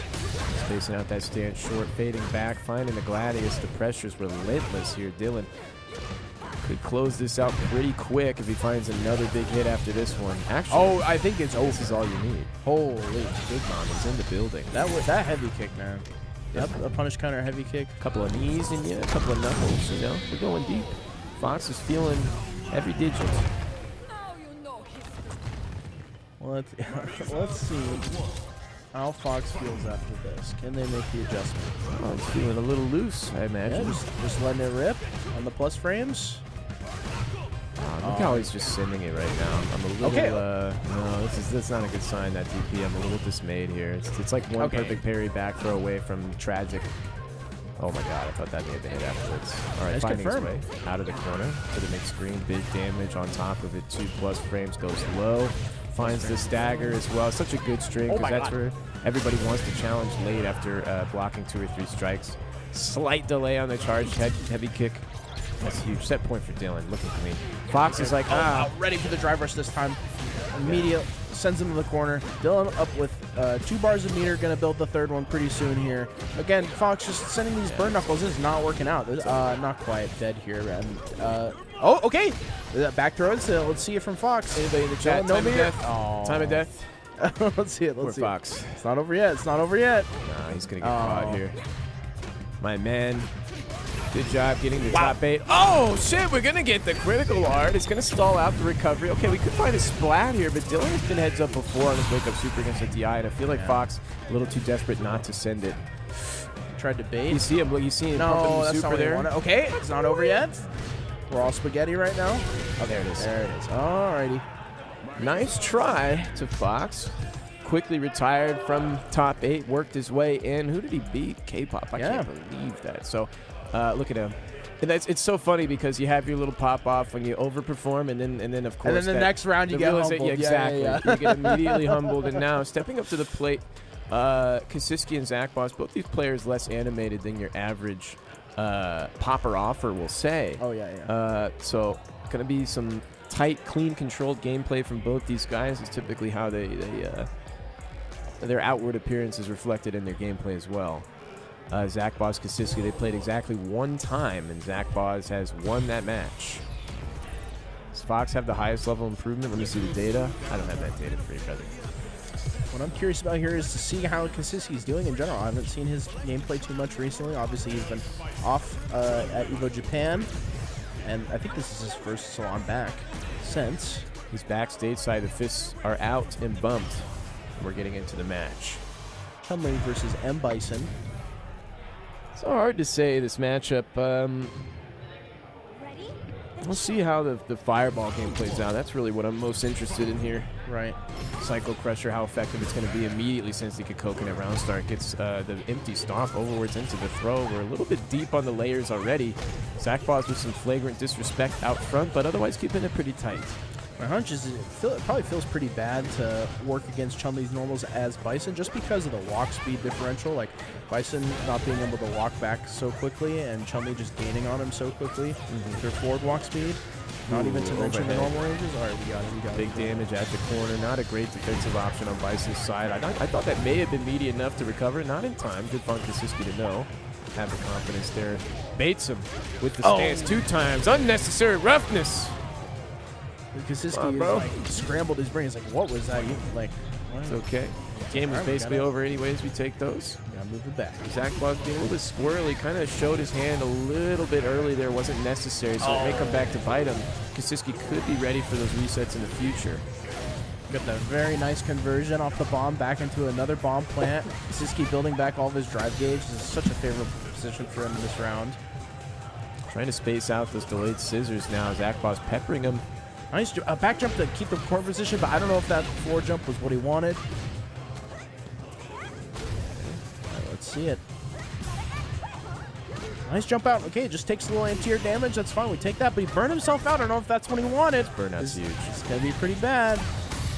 Oh, wasn't ready. Ooh. Could have maybe had something, made something happen there against that DI, but 100%. was not prepared. No, wasn't ready at all. And the heartbreaker there is I think he thought he could have gotten 3 lights in there. You just have to know that unless you're on Wake Up or Seriously Plus, you're not getting that 3rd light. If you have a fast special that you can cancel into, it might work. But that 3rd light that he maybe had some confidence in, it wasn't the answer. So it's not too bad. It's kind of a mistake, but it's not a mistake in like your internal strategy here. So Kasiski's still feeling very confident even after that disappointing exchange. Oh, wow. Clean with punish against that crutch medium kick in that trade situation. Always impressed by Kasiski's with punishes in those like tight spacings with the crutch medium punch. You rarely see the Devil's Reverse against the bomb explosion because you can DI that pretty easily, but this is confident play right now. And after that last flub, just like I said, he's not feeling the burn from it. So this is good. Good for Kasiski on the momentum side. Again, Zach Bond's up 1 still. Kasiski has to tie it up here with this round. This is tough. I mean, Zach Bond is going up 1 game. You got to stop Kasiski's momentum here. Kasiski's able to 2 rounds straight in the 2nd game. The final game just feels so different. You really want to get at least 1 fucking round here. You better guess right. Again, take another throw. Are you going to take it again? No. And it gets counter hit. Yeah. Ties it up, Kasiski. It's huge. That was great stuff. Running away because the next round here is just so critical. Zach Bond's having to win 2 rounds back to back. If Kasiski wins the 1st round of final game, that's a tall order right now. Oops, sorry. Okay, that's the first big whip punish from the scissors there on Zach Boz's end. Stan Fierce gets interrupted. Bit of a reset there. Yeah, that conversion was not real. I think the crutch medium kick did combo after. Barry bringing him to the corner with the bomb. How are we going to get out of it? Just a challenge. Jab, all right. It's a really good spot for Zach Boz now. Wow, again, the double jump. I think Kasiski's super confident to jump in this matchup. He's not seem worried about the anti-airs. Huge round. Kasiski getting absolutely shut out. Hardly a speck of dust on Chun-Li's uniform there. Meanwhile, Kasiski beaten, bloodied at the corner here. Will we see reversal again? No. Tried to bait it. Did Zach Boz. Kasiski went for his toes, too, but not in time. That drive reversal from Zach Boz was super smart. He just waited out the potential wake-up reversal button and just forced the drive reversal. Oh, my God, the jump back! What the fuck just happened? I thought he did level 3. Okay, level 2. Yeah. Level 2, all right. Okay, anti-air. Oh, nice juggle. Okay, this is still really bad for Kasiski. He's got to make something happen right now. Oh, I think if he was just a little bit farther back, that DI might have whiffed. That was GG's. Retired from the loser side, Kasiski. You know you can hold your chin high up. Zach Boz is a very formidable opponent, so 100%. Nicely done to Kasiski making it that far. What does his run look like, actually? I'm curious. Zach Boz beat Need, he beat Kuro, Some Mercy. Oh, he's further up. Fine Like Wine, send him down. Okay, so really interesting. Lost versus Jeff, Lost versus Kasiski. Had a couple jobbers in between. No disrespect to you guys. You know, we know how it is. We kind of got the pecking order now. The Salon's been going for long enough. He's definitely disappointed, though. He definitely wanted to win at least one more. So that kind of sucks for him. Good job to Zach Boz. Going to be moving on against Jake Ryan. But first, we got Fine Like Wine versus Dylan. This is going to be an interesting matchup. Guile versus Marissa. What do you think of this one? So, kind of reverse like how you would feel about the match in the player matchup. Like the Jeff just being so willing to be stubborn with his choices, and Dylan willing to wait things out. But as you think Dylan kind of needs to take initiative as Marissa to work his way in. See how it goes. Fist bumps are there. 2 dubs on the side of Dylan, but he's playing a new character in a new era. That's maybe some outdated information. We're about to find out. Dylan on the left with the Marissa, and on the right, Fine Like Wine with the Guile, of course. Color 1, costume 1. I don't even have to look at the screen. I already know. All right, got the zoning game started already with Jeff. Fine Like Wine throwing those booms. Dylan, really smart choice using the armor headbutt to stop the drive rush approach since he doesn't have a traditional reversal. You got the conversion from Fine Like Wine. He's definitely going to build, do enough damage here to build level 1. Oh, not quite. Nice pause. I'm just waiting it out. Yeah, you can afford to chill here if you're Fine Like Wine. Just let the drive gauge come back, throw some booms, and yep, one slip up from Dylan is all it takes to take that round. Scooting a little closer here.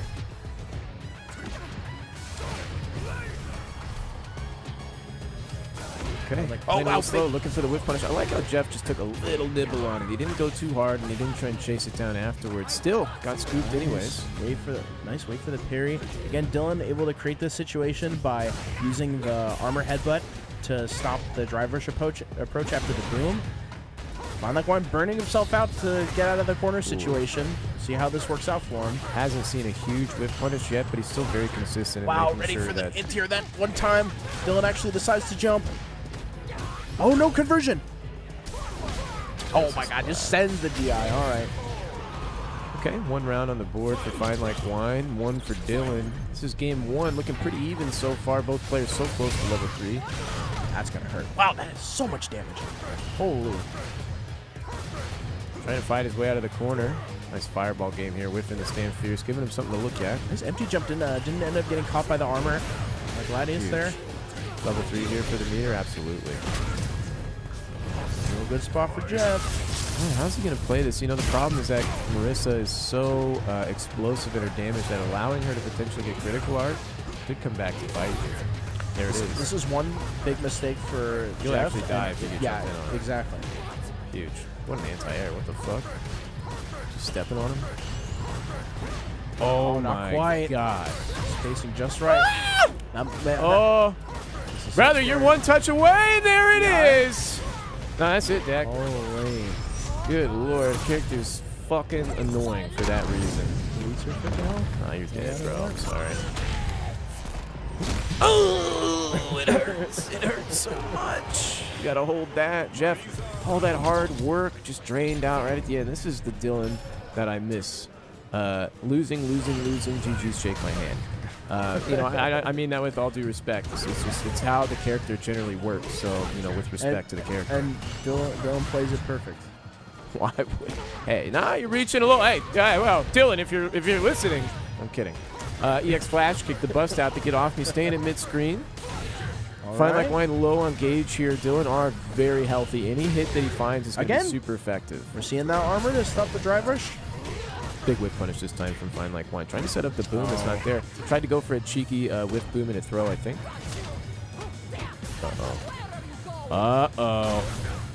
We're not going to build back the DI burnout yet. He's old. Get him. Yep. Yep. He's old, brother. So what he tried to do is go through the super through the target combo, which a lot of Marissa players want to let that medium punch target combo rip on block. It's not safe. But in burnout, you can make it safe with the Gladius. So trying to bust through that with the super. A little bit too preemptive. Dylan, very familiar with this character, knows where people try and challenge. Into your back heavy punch is wild. Overhead blocked. Dylan trying to find the parry to get out of here, but more importantly, he's maintaining that drive kick. So important. Not close enough for the conversion he wanted. What a neutral jump. Are we spending here? Not yet. Just saving it. Catching the backdash, not with much, so the perfect parry is the side switch conversion here. No, the overhead looks for the perfect parry. It's not there. Too slow. Forcing the burnout. Could have gone to level 3 off if that actually didn't have to confirm. We'll just get the splat instead. Yeah, not close enough. Oh! Yeah, Through the fireball. That's it. Oh, you are dead. Yeah, the fist bump. Said I don't want to fist bump until we see it. I like that. That's classic, brother. That's classic. GG's to Jeff, getting knocked out. Loser's side tied.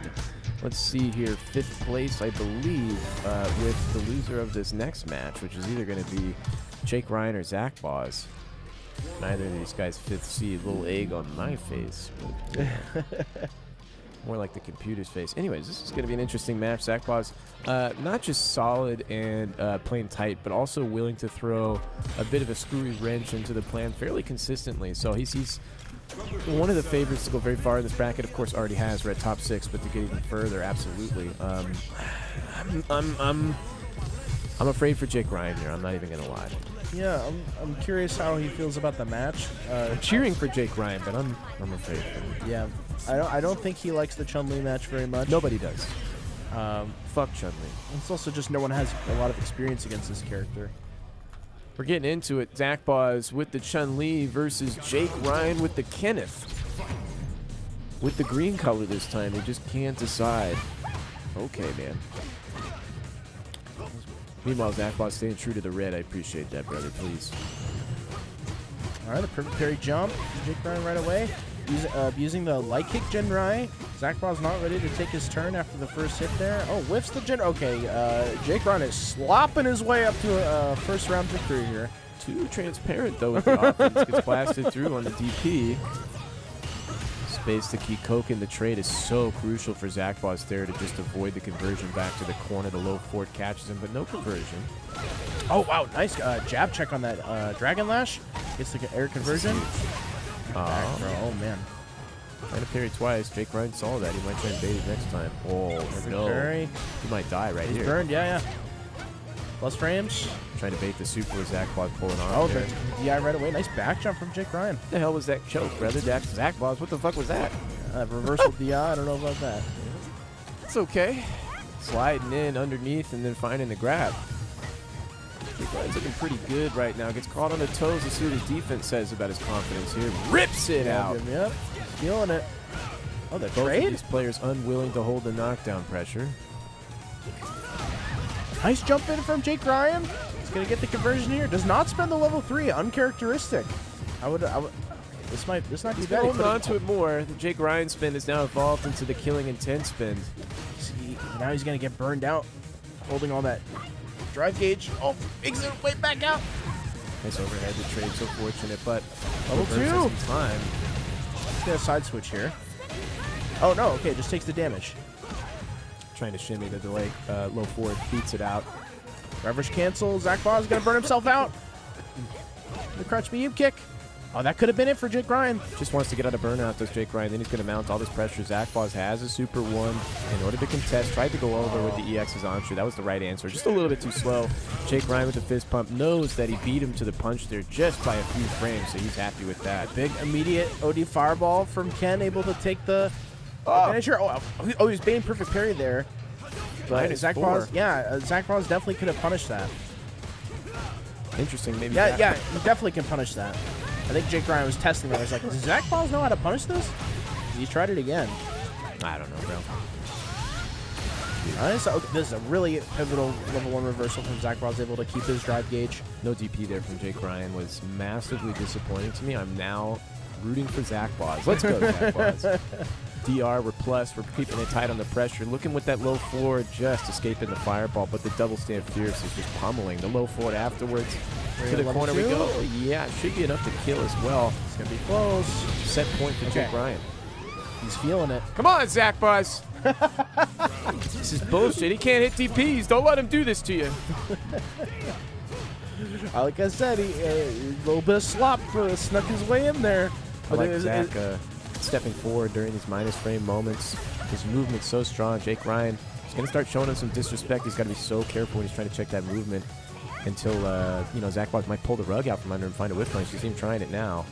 Good choice with the fireball, though. Oh, my God. That was a fucking low short, dude. What? That was clean, brother. Come on. Holy. Trade. So fortunate for Jake Ryan, but gets grabbed for his DP here. No, just trying to jump out. The parry. He's looking for a reversal somewhere. Careful, Zach Boz. Oh, nice grab. The balls. The balls. One more. Oh, what a block. Yes! Okay, he's popping off for Zach Boss. One round apiece. Holy. Yeah, now we got a set right here. Yes, sir. Yes, sir. Set point for Jake Ryan. Putting those big fists out there. Zach Boss hasn't found them yet, but he may very soon. Oh, okay. Nice frame kill. The challenge, though, you were minus, sir. Respect me. Checking low. Plus again. Going for the throw. It's not there. We're teching. Jake Ryan fishing in the nooch. We're not teching. Sorry Dude, about that. I'm sorry about that. It's okay, brother. Look at how much he's fading away. Zach Boss gobbling up all that space. He has to DRC to get back to mid-screen. He's eating up his opponent's bar, too. Just about dead even here. But the low forward, level 3 juggle to put his opponent in burnout. Also gained back his own bar. He's in DRC range again. Jake Ryan's got to hold this one, but a Hail Mary level 3 could get him out of a sticky situation. There it is, my brother. We're right back in it. Sweating on both sides. The Mind Palace back and forth. We're here, we're gone. Looking like an Airbnb up in this bitch. Oh, but the check. It's so disrespectful right now. Oh, and the overhead. Not enough. Oh, it is. Okay. Gets the tension. All right. Okay, Zach Boss. Now the momentum is definitely in Zach Boss's favor here in this moment, but Jake Ryan with the no fear jump in right away makes the big. Oh, and the counter hit. All right, this is huge. Piecing him up. Where's the reversal? Not there yet. We're going for the tech instead. Not blocking at the very least. That's information on Jake Ryan's plate. Brother, he's eating it up. Oh, he's eating it up. Splat! Oh! You got the kill? Yeah, of course. Yep. Oh, didn't need the super Perfect, either. bro. Wow. That's gotta feel good if you're Jake Ryan. Let's make it happen, buddy. 100%. With the perfect on Come this on, first Jams, round. you got to keep it shorter than that, brother. Nobody's reading all that. No disrespect, brother. No disrespect. Nice stagger from Jake Ryan. Zach Boss blocking it out, trying to get that spacing. Stand fierce 2 times, catching him with the low conversion as well. Rips the DP. This could be where the tides change. We're going to burnout and the corner. Oh, Jake Ryan, please. No! He's no! ready. Driver's jab and was stopped himself short for the anti-air positioning. Oh, I like the walk forward jump. Shade And to the DI. Danny. Okay. Not in time, though. Zach Boss was so ready. Set point for both players now. But Jake Ryan got there with the perfect. Level 2 on deck. Almost level 3 for Jake Ryan. The super situation favors my man on the left, but the right, he's got the momentum in his side. There's the throw. The momentum hangs. Oh, just waiting for the fireball immediately. He knows what he wants. Jake Ryan has to bust out with something unpredictable. The double run stop. That's what it is. Side switch. No. He's saving corner the meter. carry. He's Yes, sir. saving the meter. Oh, he tried to look for the He was cheeky gonna send overhead. it. He was going to send it 100%. Oh, no. Oh, the big careful tech. here. Okay, this is really bad. Jake You still Ryan's have gotta it, make Jake. happen. Critical art will put him into burnout. Hang on. Not quite. He's building the meter from the level 2. He will, but fuck. One more. Oh, and the nice weights. Just walks back on that throw. He's like, yeah, he's going to whiff. What else is he going to do? Disappointed. Man. I understand. I would be a little disappointed too. That was unfortunate. There with that DP that he sent at the very end. The disappointing thing is that he was holding on to it for so long in that set. He did 1 DP at the start, and I think he did 1 DP at the end. And the 1 DP at the end came back to bite him. So unfortunate because he had a nice position up until that point. Zach Boss was able to run away from it at that juncture though. So Jake Ryan down and out, tied with Fine Like Wine. He's in good company. Next up to the plate, our first of 3 of the night winners finals, of course. Chris CCH, and then I believe who had the privilege of facing him? It was the opponent of Kasiski, right? No. Oh. Sorry, I was further back in the bracket, of course, with Danny Pham. This is the match. As Danny says, it definitely is here and now. And Danny always gets in the game super fast. I have to be quick here. We can't get caught yapping. Will Chris initiate the fist bump? I know that Danny doesn't initiate. Let's see if he does. This is the Salon Classic whenever Chris decides to be here. I don't know if I call it the Salon Classic. We'll call it the Seattle Classic. Yeah. And by classic, we mean these guys are good. And Yeah, you see him at the end of the tournament usually. Yeah. Yeah. Oh, Hello. Brother, you are getting retired, Dak Josh. I'm sorry. Jake Ryan this time. bursting into the room. Dak Josh, though, appreciate it very Of much, course. sir. I like the excitement at the end, too. I feel you, dog. It was a little Anytime. infectious, wasn't it? We love that. All right, come through, Brother Jake. Let me fix this first of 3 at the top. He did. He ripped that DP. It was unfortunate. You were cooking, brother. You were fucking cooking. And we are cooking with gas here at the Yes, Salon, sir. right into winners finals. This is a story you've seen before.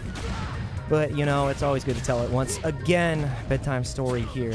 Friday night before the quarterly. Chris CCH versus Dr. Danny Clam. Who's tugging who in? Brother, I don't know. So we've already seen who's tugging who out, but tugging in, that's a different question entirely. Checking him with the snatcher. Chris at a life deficit. Danny just started ascending. It's not going to be good enough. Level 2. This actually should kill with the scaling. Right? Oh, dude, he's such a big body. He's going to save it. He's going to save it. Yeah. Oh, my goodness. Yeah. Bro, the fucking crouch short from Ed. Still so good, even after the nerfs. Oh, it's so damn good. So damn good. The range, the startup at that range is kind of like a little Bison crouch strong, a little Ken low forward. It's just the ratio's excellent. We absolutely love that. Not when you're fighting against it, but so it goes, you know? Perfect parry from Chris back to mid-screen. That could have been some nasty pressure towards the corner. Instead, he escapes. Ooh, the sweep. This is where the momentum can really start to fall apart for Chris. You're one SPD away, and there it is. Guess on the drive reversal. And Can't even say it. You guessed wrong. I mean, I see these guys play each other often, so I mean, feels pretty good. Also, yeah, Jelly James, something satisfying about watching corner carry Tatsu into Chun spinning bird. No, I chastised him for typing too much, Jake. Don't read all of it. I told him nobody would read it. No, I'll always read the chat. I hope you enjoyed my Ken play. Definitely, always. Towards the corner we go. Oh, Chris what a with jump the back jump normal? back. Damn. That's like JP and Ed both are just criminal with those buttons. Yeah. Yeah, so I don't know if that was patronizing before, but like I enjoy my character, so if it was patronizing, suck it. Yep. Suck that guy. Oh, and you gotta hold this? Nah, you don't gotta hold. Shit. Caught for reaching, and we've been taught this lesson before. A perfect on the board from Chris CCH. It is Danny put on the back burner here. But, you know, grappler players are always working off of such heavy read play, so the first game is really not that big of a deal if you're playing a grappler, to be honest with you. Dude, and I actually love the head-to-head matchup here because you can see how much Danny has been playing at the Salon and how many matches he has, and then you see the efficient grinder versus the grind set king. Yeah, you're right. 457 matches versus 103 matches. Both of them are within 50 MR of each other. It's huge for Danny to be here every week, every Friday. Ooh! Making everybody that much better at the game. Exactly. Nobody's good enough to beat him yet, even after 2 years. Christ. It's quite difficult. I mean, the one guy who is able to, you know, He's here. take him out. He's sitting in that other chair right now. Zach Ball has had a pretty decent chance there, but he flubbed it at the very end. Yeah, can't happen. Oh, where's Zach Ball? Yeah, Zach Boss just took me I out. don't want this fucking, you know, the sore wound there. My bad. Nah, that's cool. It's cool. It was a good set. Like it was a really good set. Yeah. He's very tight, but then throws in a lot of squirrely specs. It's a little weird to try and put your thumb on it. No, we were gaming. I got no complaints there. Speaking of Another the perfect double parry catch. Do you wake up level 3? You do not. You got one more guess, now. Danny. You can't take the strike. That's why you see the delay tech finally come out here. Look how many risks he's willing to take because he's got a round under his belt. I mean, that's what we're playing for. He says, okay, I want to hold this super to level the final round, or until I win this round. Yeah, I mean, once you have that round on the board, you can be a little bit more conservative with your meter. Burn himself out, though. Got a little bit too overzealous on the reads. God. And now you're playing against that. He's saying, please buffer Super 2. I will snatch you, bitch. And now you're going to get chipped out. He actually can just like send the level 2 on the screen, too, if he really wants to. And he doesn't even have to engage on Danny. About to be out of burnout, though, so he needs to, you know, push the issue now. Oh! There it is. Enough with the follow-up of the OD Psycho Upper. And get the chip kill. How well timed that was. I mean, he's just barely out of, barely about to be out of burnout. Danny was so disappointed that he didn't make it. Chris playing so clean up to the last pixel. Exactly. You have to, you know, keep it cool and collected, especially fighting against Danny. And now you can't really afford to take another reset. You're going to be in trouble. About to be Burnout chases the jump back. Not enough to kill. CA is still there. His face. I can't believe Chris didn't spin on that earlier conversion, but to force the burnout, he says, no, it's not really worth it right now. Now he's got a little bit of insurance, holding the parry. Recovered in time, though. Woo! Oh the nerf on the God. back sway, yeah, didn't let him DP. He would have been able to a different path. And now Danny's only going to be going for the small stuff. He's probably going to look for a crouch-like kick or maybe a stand-like kick to kill. Level 3, though. It is CA. Yeah, it's going to burn out. He's going to be burnt out, and now you're guessing for your life. Is it a level 2 reaction, a level 3 reaction? It's going to mess with your sensors. How do you survive? Wake up level 2 immediately is too far. And it's too little too late. A 2-0 lead for Chris CCH. And that's why the mental stack is so damn important there. Man. All right, Chris just knows. I mean, he was teasing that Super 2 the whole time. Danny kind of made the bet that he'd finally let it rip. It wasn't the moment. Yeah, and it's a rare occurrence seeing somebody who can consistently, push Danny to the limit, and now pushing himself out of into the corner. Chris was reeling at that. Definitely don't feel good about that one. Air to air confirm off the fireball. Hell yeah. Now you're stuck in the corner, down to 2 drive gauges. You really don't want to lose this round. Doesn't recover in time in order to get the SPD, so he just goes for the light, and now he's burnt out, and that's why Chris is so eager to drive reversal out. Give yourself a pretty advantageous position. You're the one who feels like you're in burnout right now. Oh my god, Chris catches it. Nice anti-air with the DI. Oh my god, look at the cheeky little reset. Oh, he's got tricks in his bag too. Super 2 could be Danny's key out of this sticky situation. No, holds onto it. Chris tried to dash in, catch him sleeping. Watch for the level 1 if there's a gap. If he tries to go for the reset, the buffer. Then when he jumps back, he recovers that with the level 2. Oh my goodness, the jack hammer. Is that enough? Oh no. He's gonna TP and kill him. He's gonna TP and kill him. Oh, what a psychic jump. Dude, what a fucking animal. I mean, the first game is just, it's the first 2 games actually for Chris. Okay, all right, business as usual. Any fucking round that Danny gets, it's always got Chris reeling in his seat. Any exchange, it's just so tricky. Now he's starting to trickle in the reads, but can he sustain it? You got to take a lot of risks when you do it. Chris so good at playing defense. Yeah, and you can't really afford to make too many mistakes against either of these players, right? Like, you make one mistake and you've lost a huge opportunity. Speak of the devil. And an even bigger opportunity handed straight to Chris, and this time it's not a dream desync because of the changes to drive damage. Just going for the combo route instead. It's 2+. Uh-oh. Danny willing to take that big risk. On. Holy fuck, it's paying off. Help! He has Super 2. He's gonna get him again. Oh, yeah, but you're not stuck in the corner. Do you DI? He can't. It's not enough time. Yeah. Uh-oh, Chris is feeling a little pressured here. Delay tech again comes from Danny. Burnt out, Chris. God. Overextending. Dude, look how comfortable Danny is right now. Oh, yeah. And this is going to be even more comfortable. We're going to a game. Not yet. He can chip. He's chipping him. He's chipping him. Level 1 loses here? Yeah, absolutely. Holy fuck. And Danny almost had this exact same situation when Chris barely chipped him out at the end of the burnout recovery. Finally, Danny caught that situation. It was lights out. So, I mean, he's at a 2-game deficit. He's looking like he's going to run 2 straight. I love that. He's changing his reset timing there, too. Normally, after that first drive rush, you'll see him go for the SPD, but this time sneaking in an extra jab to change up the timing and keep Chris guessing. And now you're going to be guessing even further. No drive gauge. Great eye from Chris CCH to go for that DI. The drive gauge here on Chris, not too high. Can't go for DSU yet. Oh, no.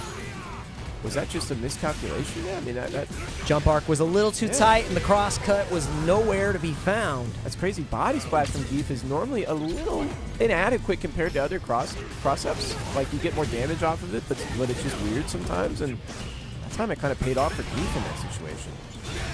Oh, Geef give it, Geef take it, and he takes another level 2 punish.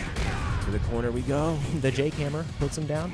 Dude, oh my god, he recovered in time. What happened to the confident Chris? We saw it in the first 2 games. Danny's just inside of his head at this point. Reset. Oh, he's in the cerebrum. He is so deep in that psyche. What seemed like a wrap has taken us straight to game 5. 2 quick games from Chris. 2 quick games back from Danny. This is why these guys are rivals. This is why these are the 2 best players in Seattle. Undisputed, because they push each other that much higher, that much harder, and it's that much harder to win when now it's a 1-1. I don't even know which way to call this now. Chris is going to have made the adaptations at this point, but Danny's been so good at just getting in these little unexpected gaps. There it is, the back throw. Just as I say it, he finds it. And the thing is, on that pressure, Chris did delay jab afterwards, and it was still perfect parried. And Danny with the perfect sequence. Do you wake up super to try to save your drive gauge? Do you try to escape here? Oh, he gets out with the DP because the drive rush. Now they're both burnt. No! Oh, he took it on purpose. No! The chop! And he's looking so discouraged right now. Danny's got the fucking murder face on, unfazed. Almost a reverse 3-0 here from Danny. The resilience. This is such a good ego boost and confidence boost before, the quarterly tomorrow where all the big money is on the line. Obviously, you want to win it then. But getting the win now against Chris with, him having the head-to-head. No! Feels great. Dude, the money's fading away. Check with the jab, though. Incredible stuff. That's why it's so scary to, empty drive rush on the edge because now you're in the corner. You got the first round. Do you spend the level 3 here, though? Do you spend the meter? You're low on drive. He mashed. He burns himself out the corner. Chris is like, dude, level 3 kills. So good at guessing. Like, you have to be so careful of the walking 720 here. Every single light press from Danny is going to be leading into that churn, but the knockdown here from Chris is massive. Stuck under pressure, and that's why he jumps out. He got a little too happy with it. Final game, final round. No meter for Danny. He's got to reattach his controller after that 720. He turned that shit hard. You rarely ever see a choke from Danny, and I'm not qualified. I wouldn't call that a choke. No. I Oh, you little cheeky bastard. He's laughing about it. Same from Chris. I mean, how deep are we going here? What the fuck was that? We're on like layer 5, bro. On burnout too. It's like we've fallen off the bridge, Jake. I mean, it feels like we're both kind of choking. It's such a rare circumstance. This kind of a scramble, you don't see it.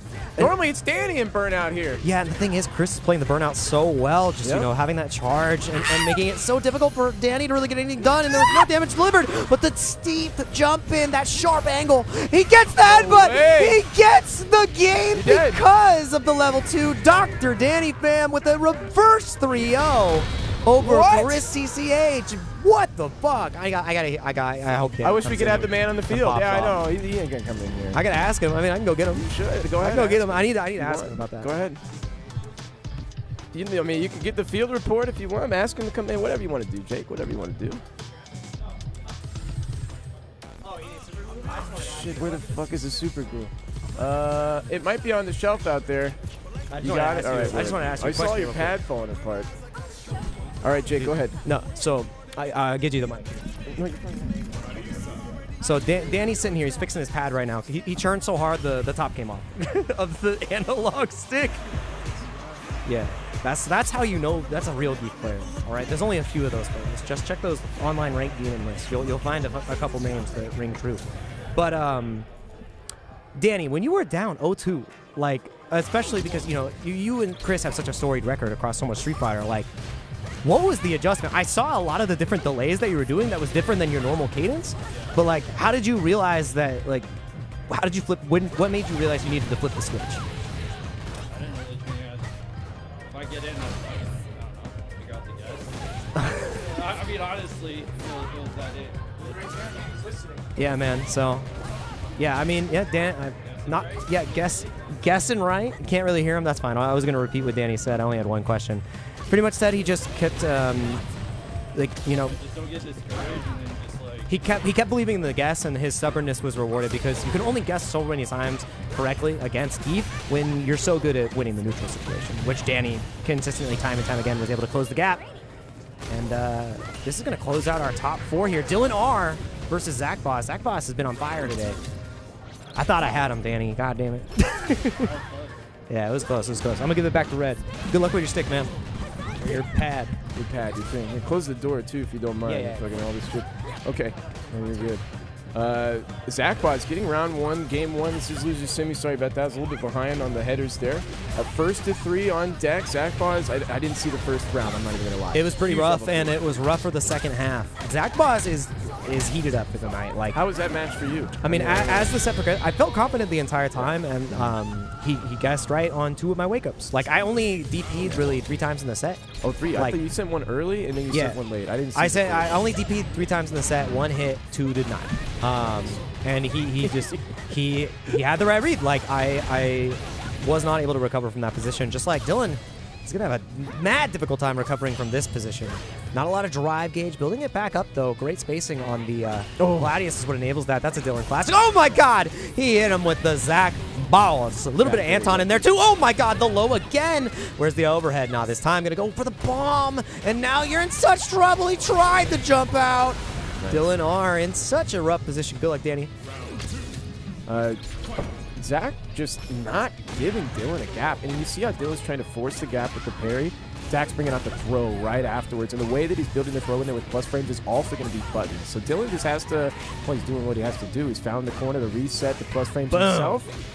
Look at the walk forward after the long block. Commanding. I mean, you have to. I mean, that's one of the things you need to do, especially because, I mean, Marissa's only option really there is to go for a light because of the she's like -5. Because of the gap between that, which allows Chun's like fast walk speed to really excel there. So good awareness from Zach Boss instead of sitting on normal. Ooh, we're getting a little sneaky. Fake. Yep, that's what he does. A little stancy. He's so tight in the space, but then he gets a little bit squirrely. He uses these tools. Chun-Li's such a good fit. Yeah. The game. Really she very much awards play that is both sound and strange, and that's I would say a pretty normal way to finish out a round for Marissa. Looking at the sky with Zach Buzz, I like that. Considering parsing the data. Enter the Mind Palace. Yes, sir. Crouch strong.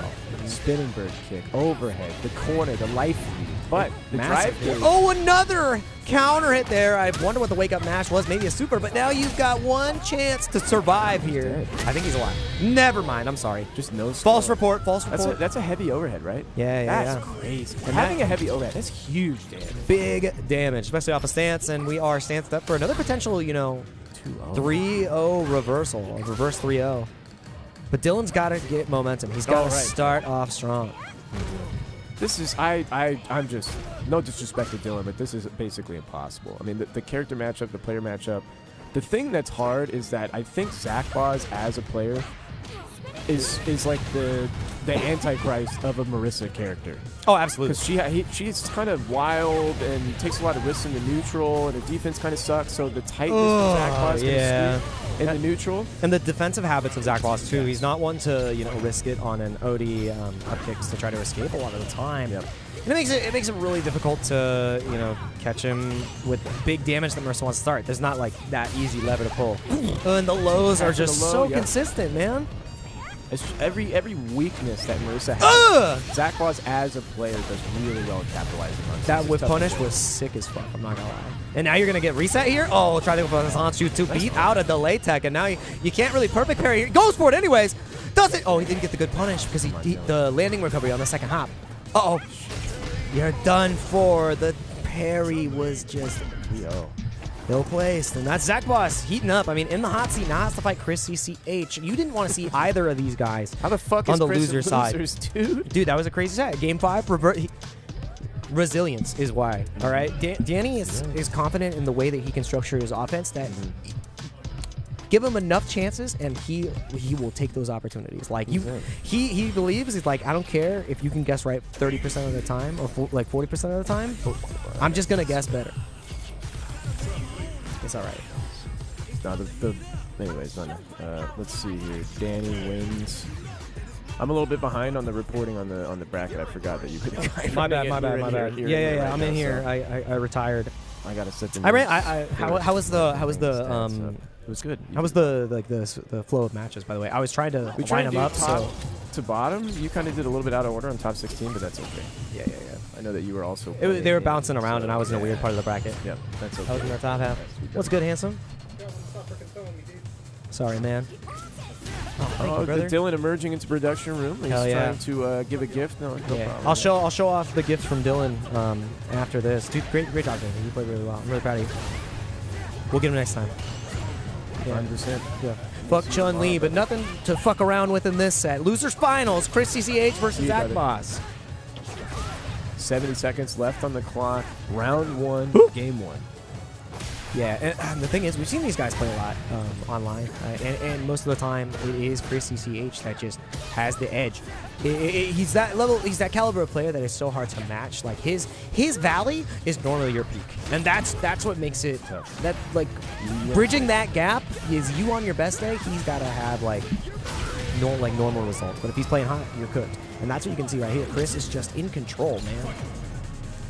Why it's so surprising on the loser's side, especially in piloting Ed against a character like you.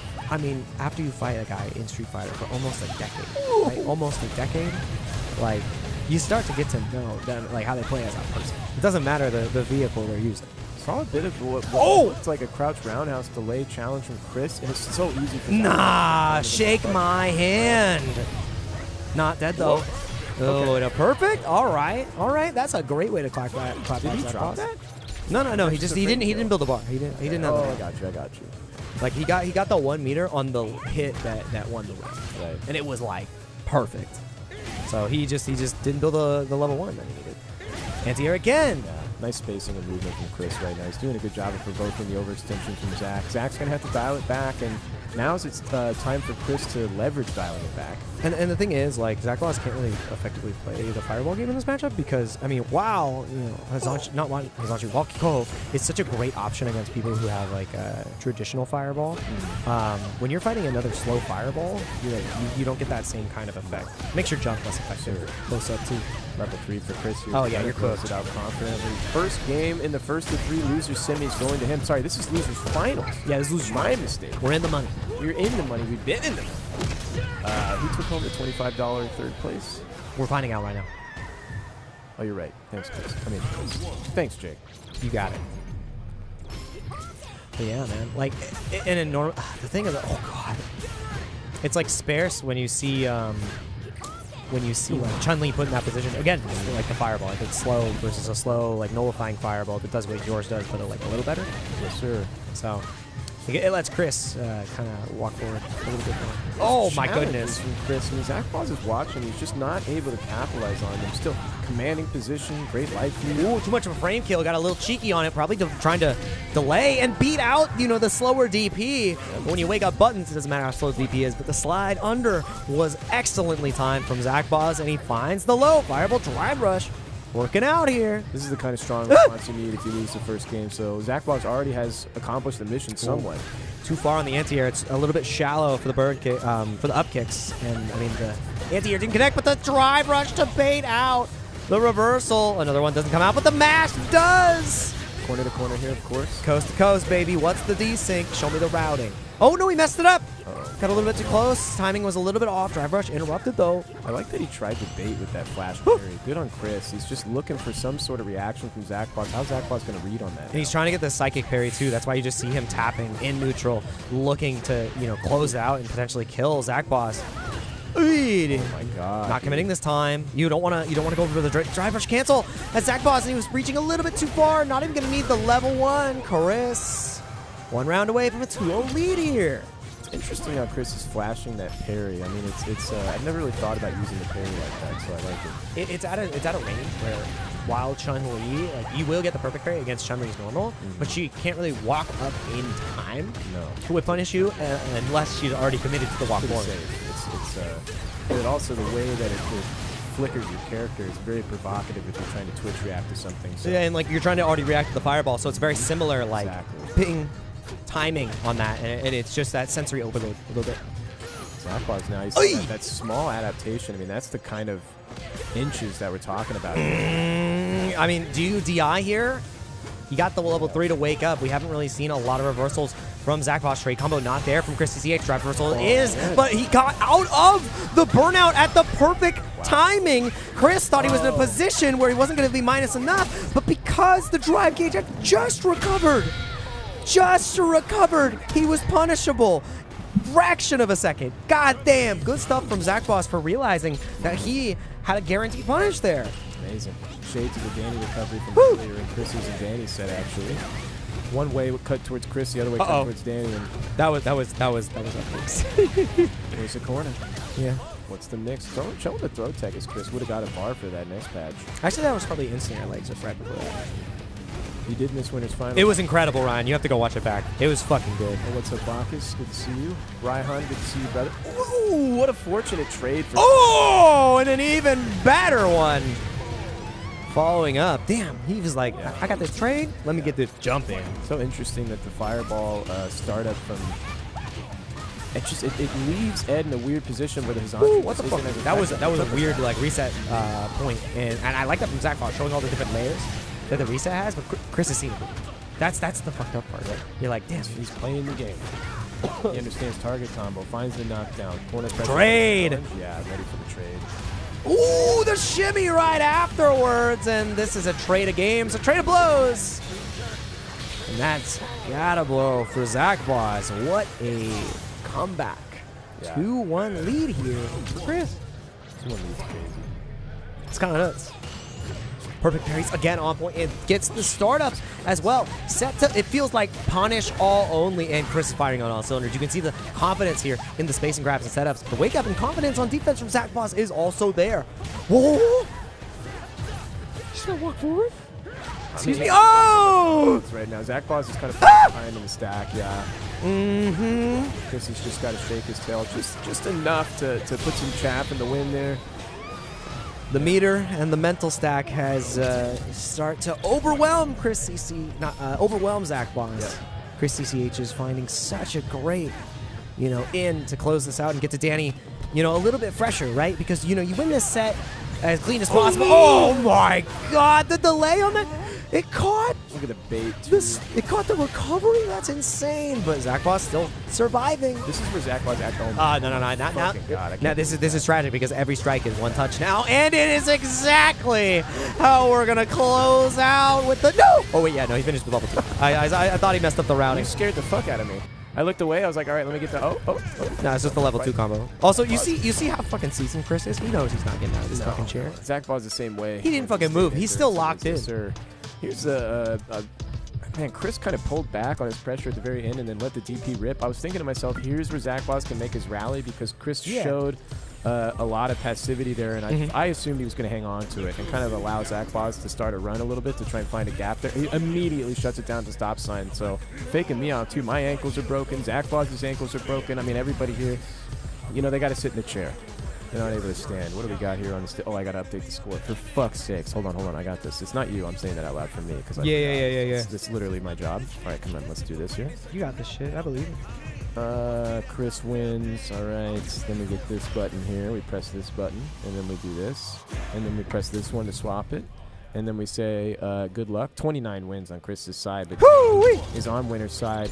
He is in the position to just win a single first to 3. And this is going to be grand finals here.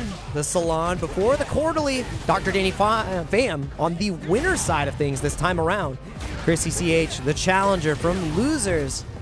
A storied rivalry across net play in Street Fighter V. Now in Seattle for Street Fighter 6. Who is going to make their mark before the quarterly? Oh my God! And that is how you start a set after being in Losers, man. You just have to be unfazed by this as Danny. Before, this is exactly how it started for Danny. He ran it back 3 straight.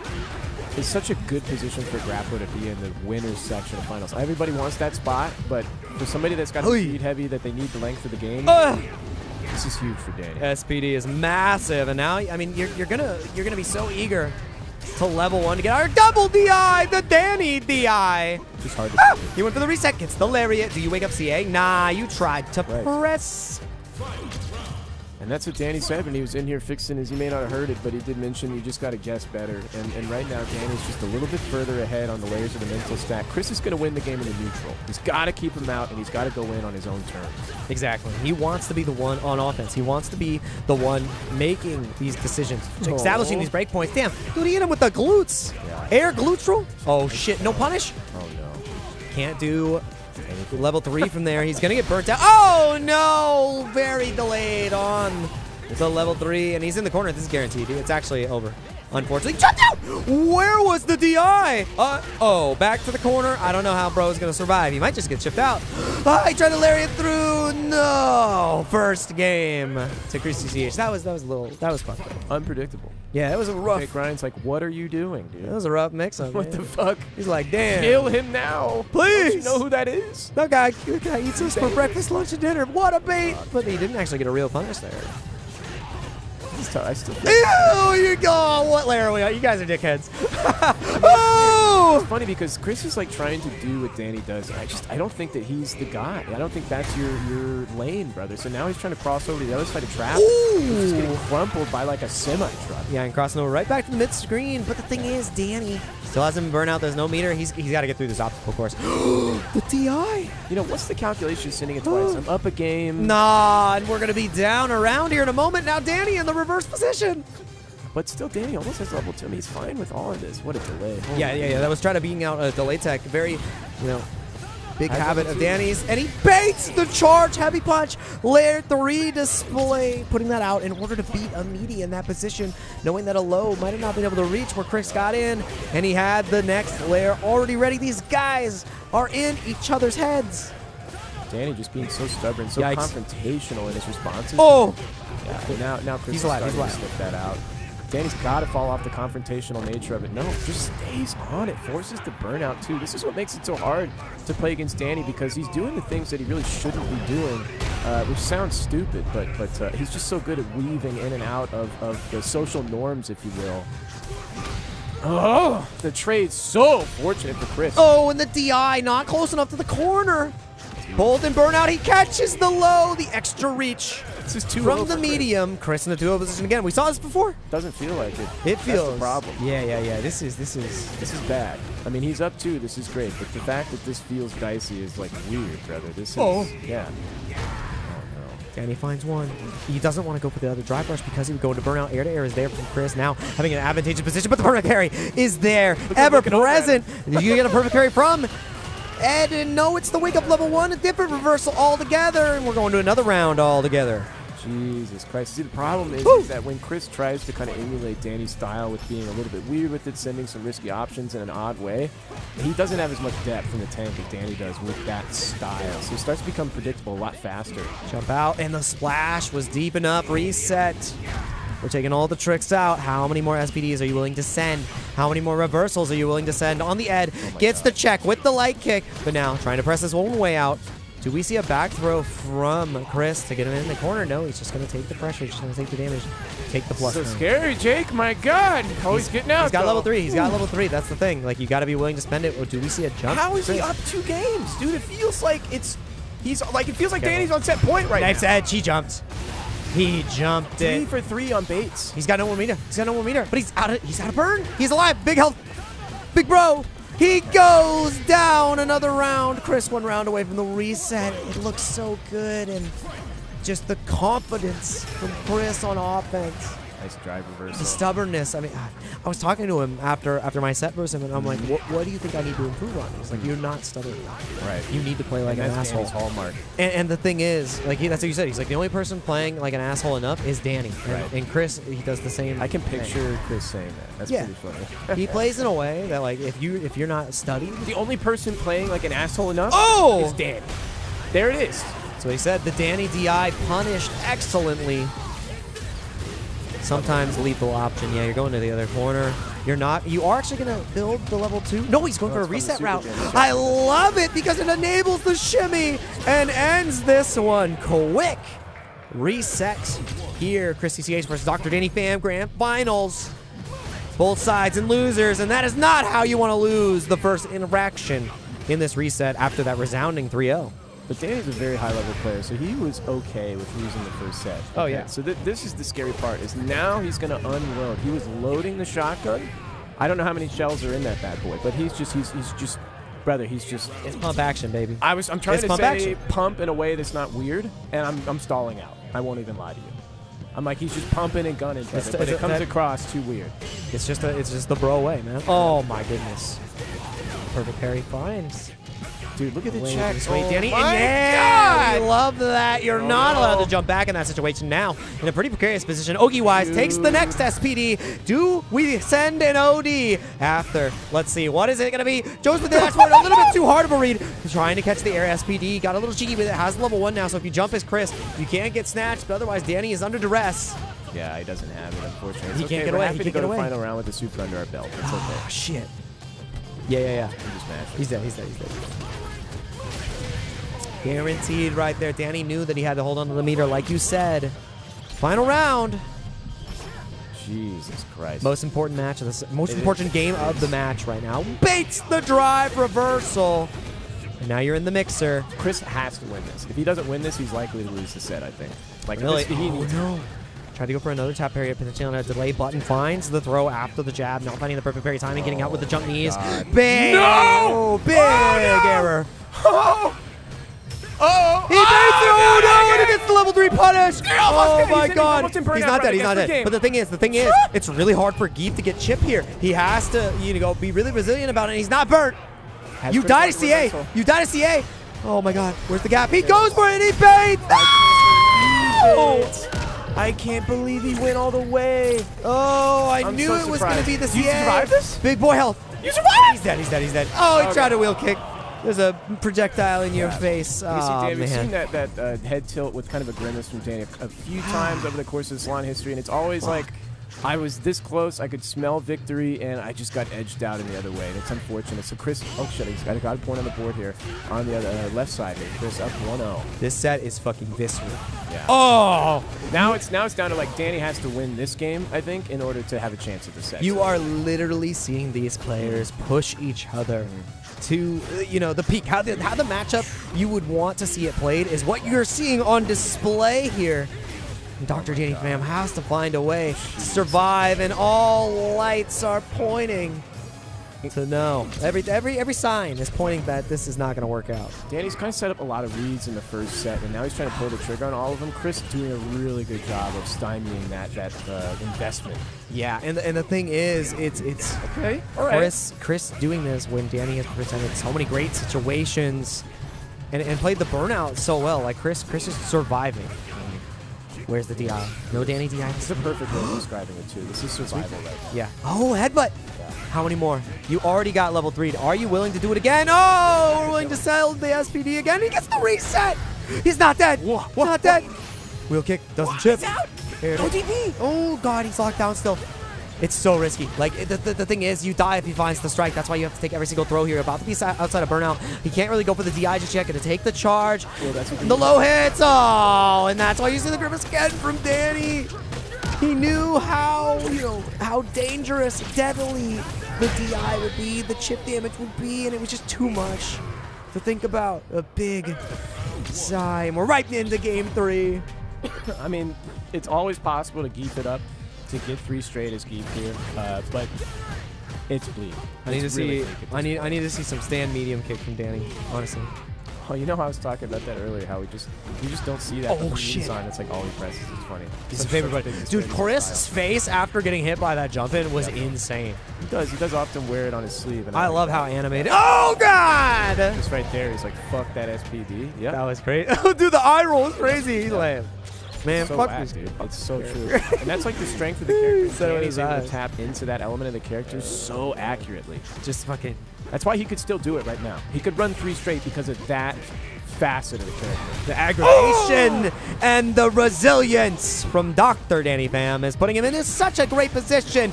Big L stab, big reversal as well. Finds the gap. The OSDP constantly there. You got to be so careful. Every single whiff is going to be a buffer into that level 3. You might not even need it. So careful. DI again! He's so damn stubborn. And it is what helps him survive. And push Chris to a game 4 here in the reset. Dude, going 2 rounds straight in the do or die game of the set is huge for Danny. He's way back in this in a big way. Now Chris is on the, even though he's in the lead, Chris is on the back foot here. He has to shut him down here 3-1, or Danny's going to be moving like a fucking freight train in the final game. Choo-choo. Yep. You better believe what the station is. Dude, he's coming in. His station bus ass. It's Chris's ass. But we'll find out which way the train's heading right now. You're locked down still. Wake up with the light kick. Trying to get the reset, and he finds him again. The back jump punish excellently. He can go in. Remember, level 1 is still there. Reset again with the headbutt. Knows that he needs a big hit in order to kill. Level 1 is there to wake up from Chris if there's a gap. Doesn't bait it. He doesn't bait it, and the level 1 does come out. God damn it.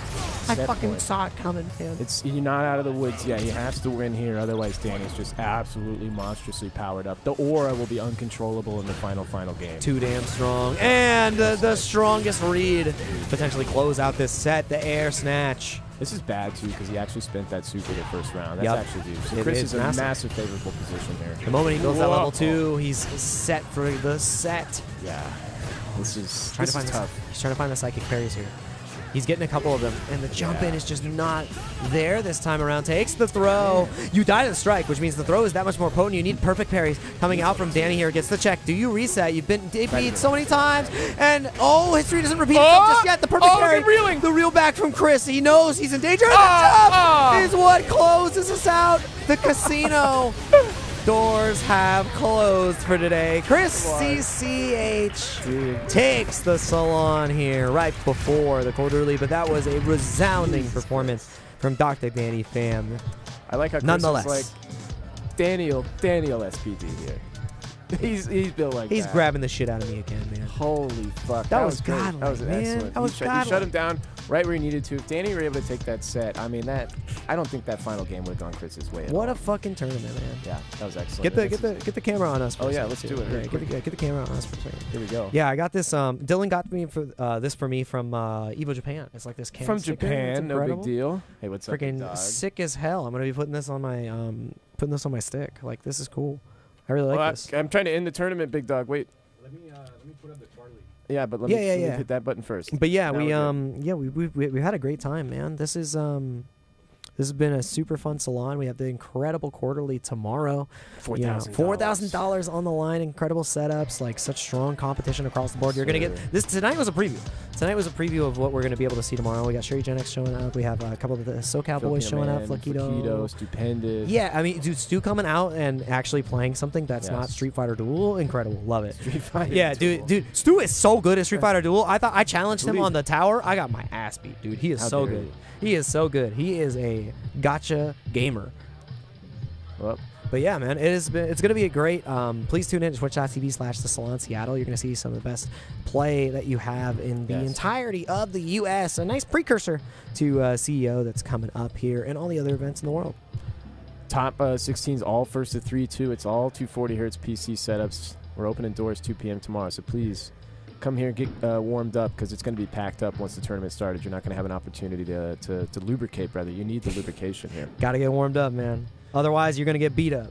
Okay, let's take a look at the results real quick. Yeah, let's hit it. Of this bracket here. Sorry, you mind if I steal the mouse, big dog? Please, please, please. You're all good. You're all good. He's trying to find a raid here. Yeah. Look at these results, though, brother. Whew. I mean, Danny actually beating Chris in the 3-0 run back and winners. Was it winners finals? Yeah. Unbelievable. Crazy And resilience. A great grand finals as well. I think shout out specifically though to Fox for making it to top 8. Upset K-pop. No disrespect to K-pop. That's fucking. I wasn't ready for that, so I'm interested. That's going to be one of the juiciest run backs possible. I'm not saying that that'll happen at the quarterly, but if it does, I'm going to be here. I will be watching so closely, bro. Yeah. That is the match. As far as I'm, what would be another match for you to watch at the quarterly besides Danny and Chris, of course? What are we looking forward to? I want to most, fight you think? Anton. You want to play Anton? Okay. I want to fight Anton. Then how do you feel about that matchup?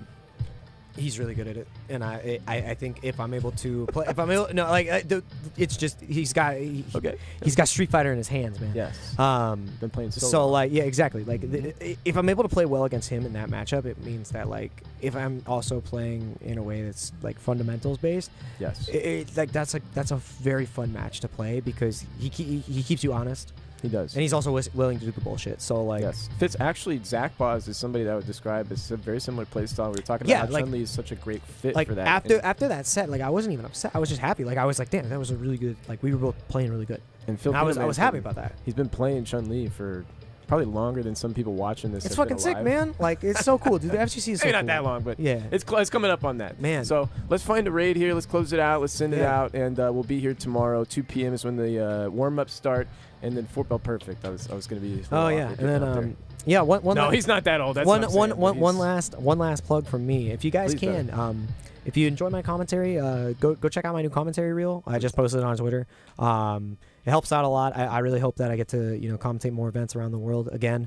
It's been a treat to do this for Dragon Ball FighterZ, Street Fighter 5, Street Fighter 6, and I just hope I get the opportunity to keep entertaining you guys. So if you like my commentary, please let me know. If you fucking hate it, let me know too. That's important. Don't let him know. But do yeah, that. love you guys. Have a great time. We're going to What Is Kami, so have a great time. Enjoy. One of the East Coast goats.